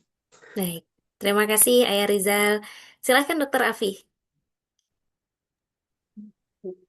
Baik Ayah, jadi kalau misalnya untuk perjalanan, sebenarnya sih ya, yang paling penting adalah sebelum melakukan perjalanan, kontrol dulu untuk memastikan bahwa kondisi ibu dan janin dalam kondisi baik dan aman ya. Ya misalnya kan, oh 37 minggu kan soalnya udah bisa lahir kapan aja ya. Jadi jangan sampai udah mules nih dibawa jalan 2 jam, ntar lahir di jalan, ya seperti itu. Gitu ya. Jadi maksudnya pastikan dulu kondisinya memang aman. Jadi sebelum pulang, mungkin 1 hari sebelum, seenggaknya lakukan kontrol dulu. Dipastikan kondisi ibu dan bayinya aman. Lalu yang kedua, selama di perjalanan, pastikan juga kendaraan dalam kondisi baik ya ayah ya. Ya maksudnya jangan sampai ya remblong dan lain sebagainya. Nah, itu harus dipastikan juga aman. Karena kan ya kita bawa penumpang spesial nih gitu. Terus ya jangan ngebut-ngebut. Karena ya ibu hamil mah kena gejlukan dikit juga sensi. Dan nggak gejluk ya udah sakit gitu ya. Udah nyeri gitu. Jadi kalau bisa mah ya pelan-pelan aja bawanya. Ambil jalur yang seaman bisa gitu. Karena kan ya bagaimanapun ya susah ya kalau misalnya emang ada jalan yang kurang baik kayak gitu ya. Itu mah pelan-pelan weh pas lagi di perjalanan gitu ya mah. Yang ketiga, pastikan ibu tetap kondisi makan minum tetap cukup selama di perjalanan. Jadi bekal air, jadi jangan sampai dehidrasi. Apalagi kalau misalnya motor ini kan cuaca misalnya lagi panas gitu. Jadi itu memang harus tetap minum, tetap ngemil selama di perjalanan. Kalau misalnya hujan gitu pasti mendingan berhenti dulu, berteduh dulu daripada melanjutkan perjalanan. Lalu kemudian pakai pakaian yang nyaman, tidak terlalu ketat, tetapi kemudian kalau bisa sih bisa pakai jaket yang windbreaker gitu ya, jadi kan nggak masuk angin istilah kita mah ya. Itu lebih aman juga buat proteksi bundanya. Kalau untuk perut, kalau misalnya nyaman, boleh pakai sabuk ibu hamil gitu untuk bantu mengurangi guncangan di perut ya. Bisa membantu kalau misalnya memang bunda merasa nyaman dengan menggunakan sabuk ibu hamil. Lalu yang paling penting sih nitip ke ayah, kalau bisa gini, cari tahu di jalur yang akan ditempuh itu ada rumah sakit kah, puskesmas kah, praktek bidan kah yang terdekat di mana. Bila kalau misalnya diperlukan tiba-tiba bantuan medis di perjalanan, misalnya tiba-tiba kok ada mules ya ayah ya gitu ya di jalan. Jadi tahu mau kemana, jadi nggak panik sendiri.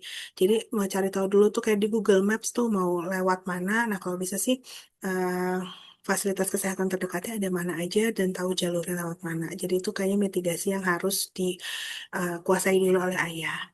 Ya, itu sih yang paling penting aja. Jadi kalau misalnya kondisi ibu dan bayi baik, mah insya Allah masih boleh aja untuk perjalanan. Selama di perjalanan ya alon-alon aja, yang penting nyampe, jangan buru-buru, pilih jalur yang paling aman, tetap perhatikan kondisi selama di perjalanan ya, pakaian yang nyaman, cemilan, minumannya, lalu kemudian cari tahu vaskes yang terdekat di jalur mudiknya. Gitu. Itu aja sih, semoga aman ya ya. Baik, Masya Allah. Alhamdulillah. Terima kasih Dokter Afi untuk jawabannya dan fi amanillah untuk Ayah Rizal dan juga Bunda ya, yang insya Allah sedang dalam perjalanan. Ini kalau Ayah Bunda sekarang masih sedang mudik juga ya nampaknya ya, Dokter Afi, Dokter Niza ini masih musim arus balik, Masya Allah. Fi amanillah untuk Anda yang sedang dalam perjalanan. Tadi ada yang juga tidak bisa on mic karena lagi di perjalanan juga. Karena banyak sekali sebetulnya pertanyaan yang ada di kolom chat ya, Dokter Afi, Dokter Niza. Insya Allah nanti bisa disambung di grup WhatsApp yang sudah disediakan. Oleh sebab itu, Ayah Bunda jangan lupa juga untuk mengisi presensi kehadiran. Jadi, barangkali nanti ada yang belum masuk ke grupnya, bisa ikut join ke grup Pregnancy Circle dari Jasmine MK Medika, Sekolah Ibu Hamil. Apalagi nanti kalau sudah sesuai dengan usia kandungannya ya, karena dibagi per usia kandungan nih Ayah Bunda ya. Alhamdulillah. Siapa yang belum isi presensi? Nah, silahkan bisa diisi presensinya terlebih dahulu. Dan insya Allah Ayah Bunda karena kita sudah di jam setengah enam, hampir setengah enam ya. Nampaknya ini sudah menjadi penghujung kebersamaan. Kita akan foto bersama terlebih dahulu. Tapi sebelum itu, izinkan saya mengambil kesimpulan terlebih dahulu tadi ya dari ilmu-ilmu yang disampaikan oleh Dr. Niza, Dr. Afi di kesempatan sore hari ini. Masya Allah. Ternyata perasaan cemas itu perasaan khawatir hal yang manusiawi ya, bunda-bunda sekalian. Ayah juga ikut grogi, itu hal yang manusiawi. Tapi bagaimana kemudian kita berikhtiar untuk bisa menghadirkan rasa syukur yang Allah berikan. Karena tidak semua orang tua, tidak semua manusia ini berkesempatan menjadi orang tua, begitu ya. Dengan ilmu yang tepat, dengan persiapan yang matang, dan dengan dukungan yang penuh, salah satunya melalui Jasmine MK Medika. Insya Allah setiap ibu nanti bisa menjalani proses persalinan dengan lebih tenang, lebih sadar, dan lebih percaya diri. Apalagi 1 April nanti akan launching ya Dokter Afi ya, Dokter Niza. Ini skema Shina Bird, sahabat semuanya ya. Masya Allah, Alhamdulillah.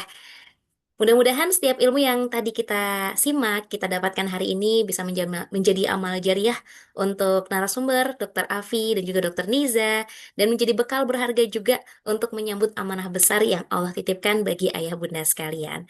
Masya Allah, Alhamdulillah. Untuk itu kami juga mengajak ayah bunda untuk bisa terus membersamai perjalanan di sekolah ibu hamil. Ini sudah batch yang keempat ya ayah bunda semuanya. Masya Allah, Alhamdulillah sejak tahun 2025 kemarin, sekarang sudah memasuki batch keempat. Jadi untuk pertanyaan-pertanyaan yang belum terjawab, jangan khawatir, silahkan bisa langsung bergabung di komunitas Pregnancy Circle yang ada di WhatsApp. Nah, silahkan ya. Dan mungkin ayah bunda yang ingin ikut berfoto bersama ya. Ini sekaligus merayakan launchingnya. Silahkan bisa di open cam, persiapan terlebih dahulu sebelum kita betul-betul akhiri kebersamaan di sore hari ini.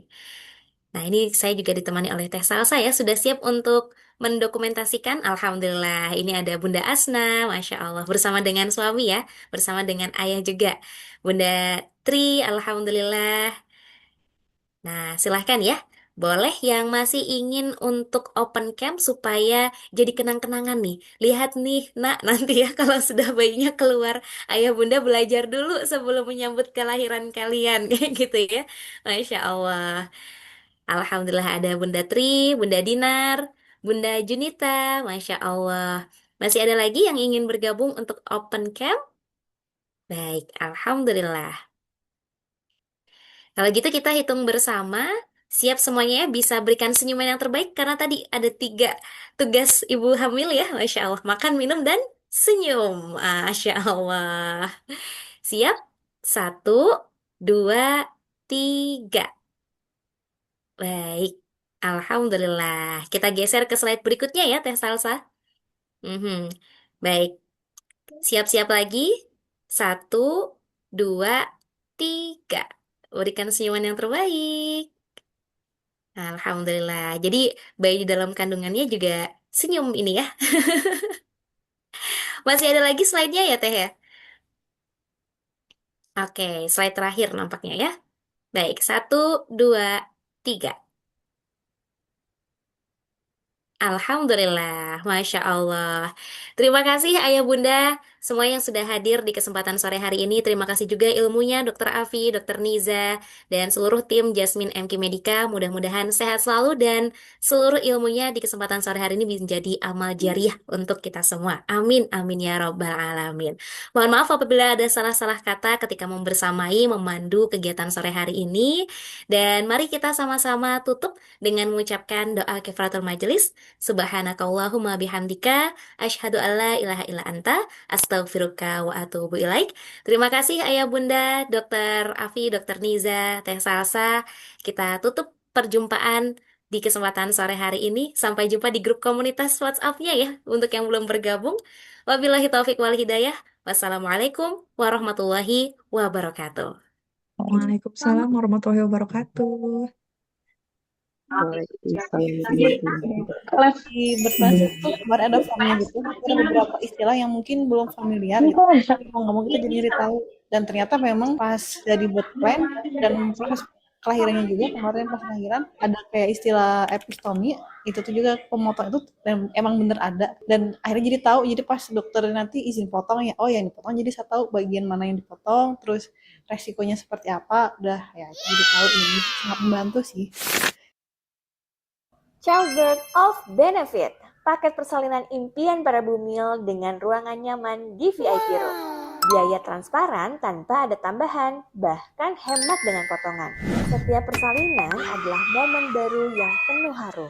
Yang pastinya semua bumil berharap bisa bersalin di tempat yang nyaman, tenang, fasilitas yang juga lengkap, tenaga medis profesional, sampai biaya hemat tanpa ada tambahan yang bikin syok tabungan. Childbirth of Benefit, layanan baru yang mengkombinasikan 3 impian bunda dalam persalinan. Bumil bisa menempati kamar perawatan di VIP Room dengan fasilitas super lengkap untuk setiap kamarnya.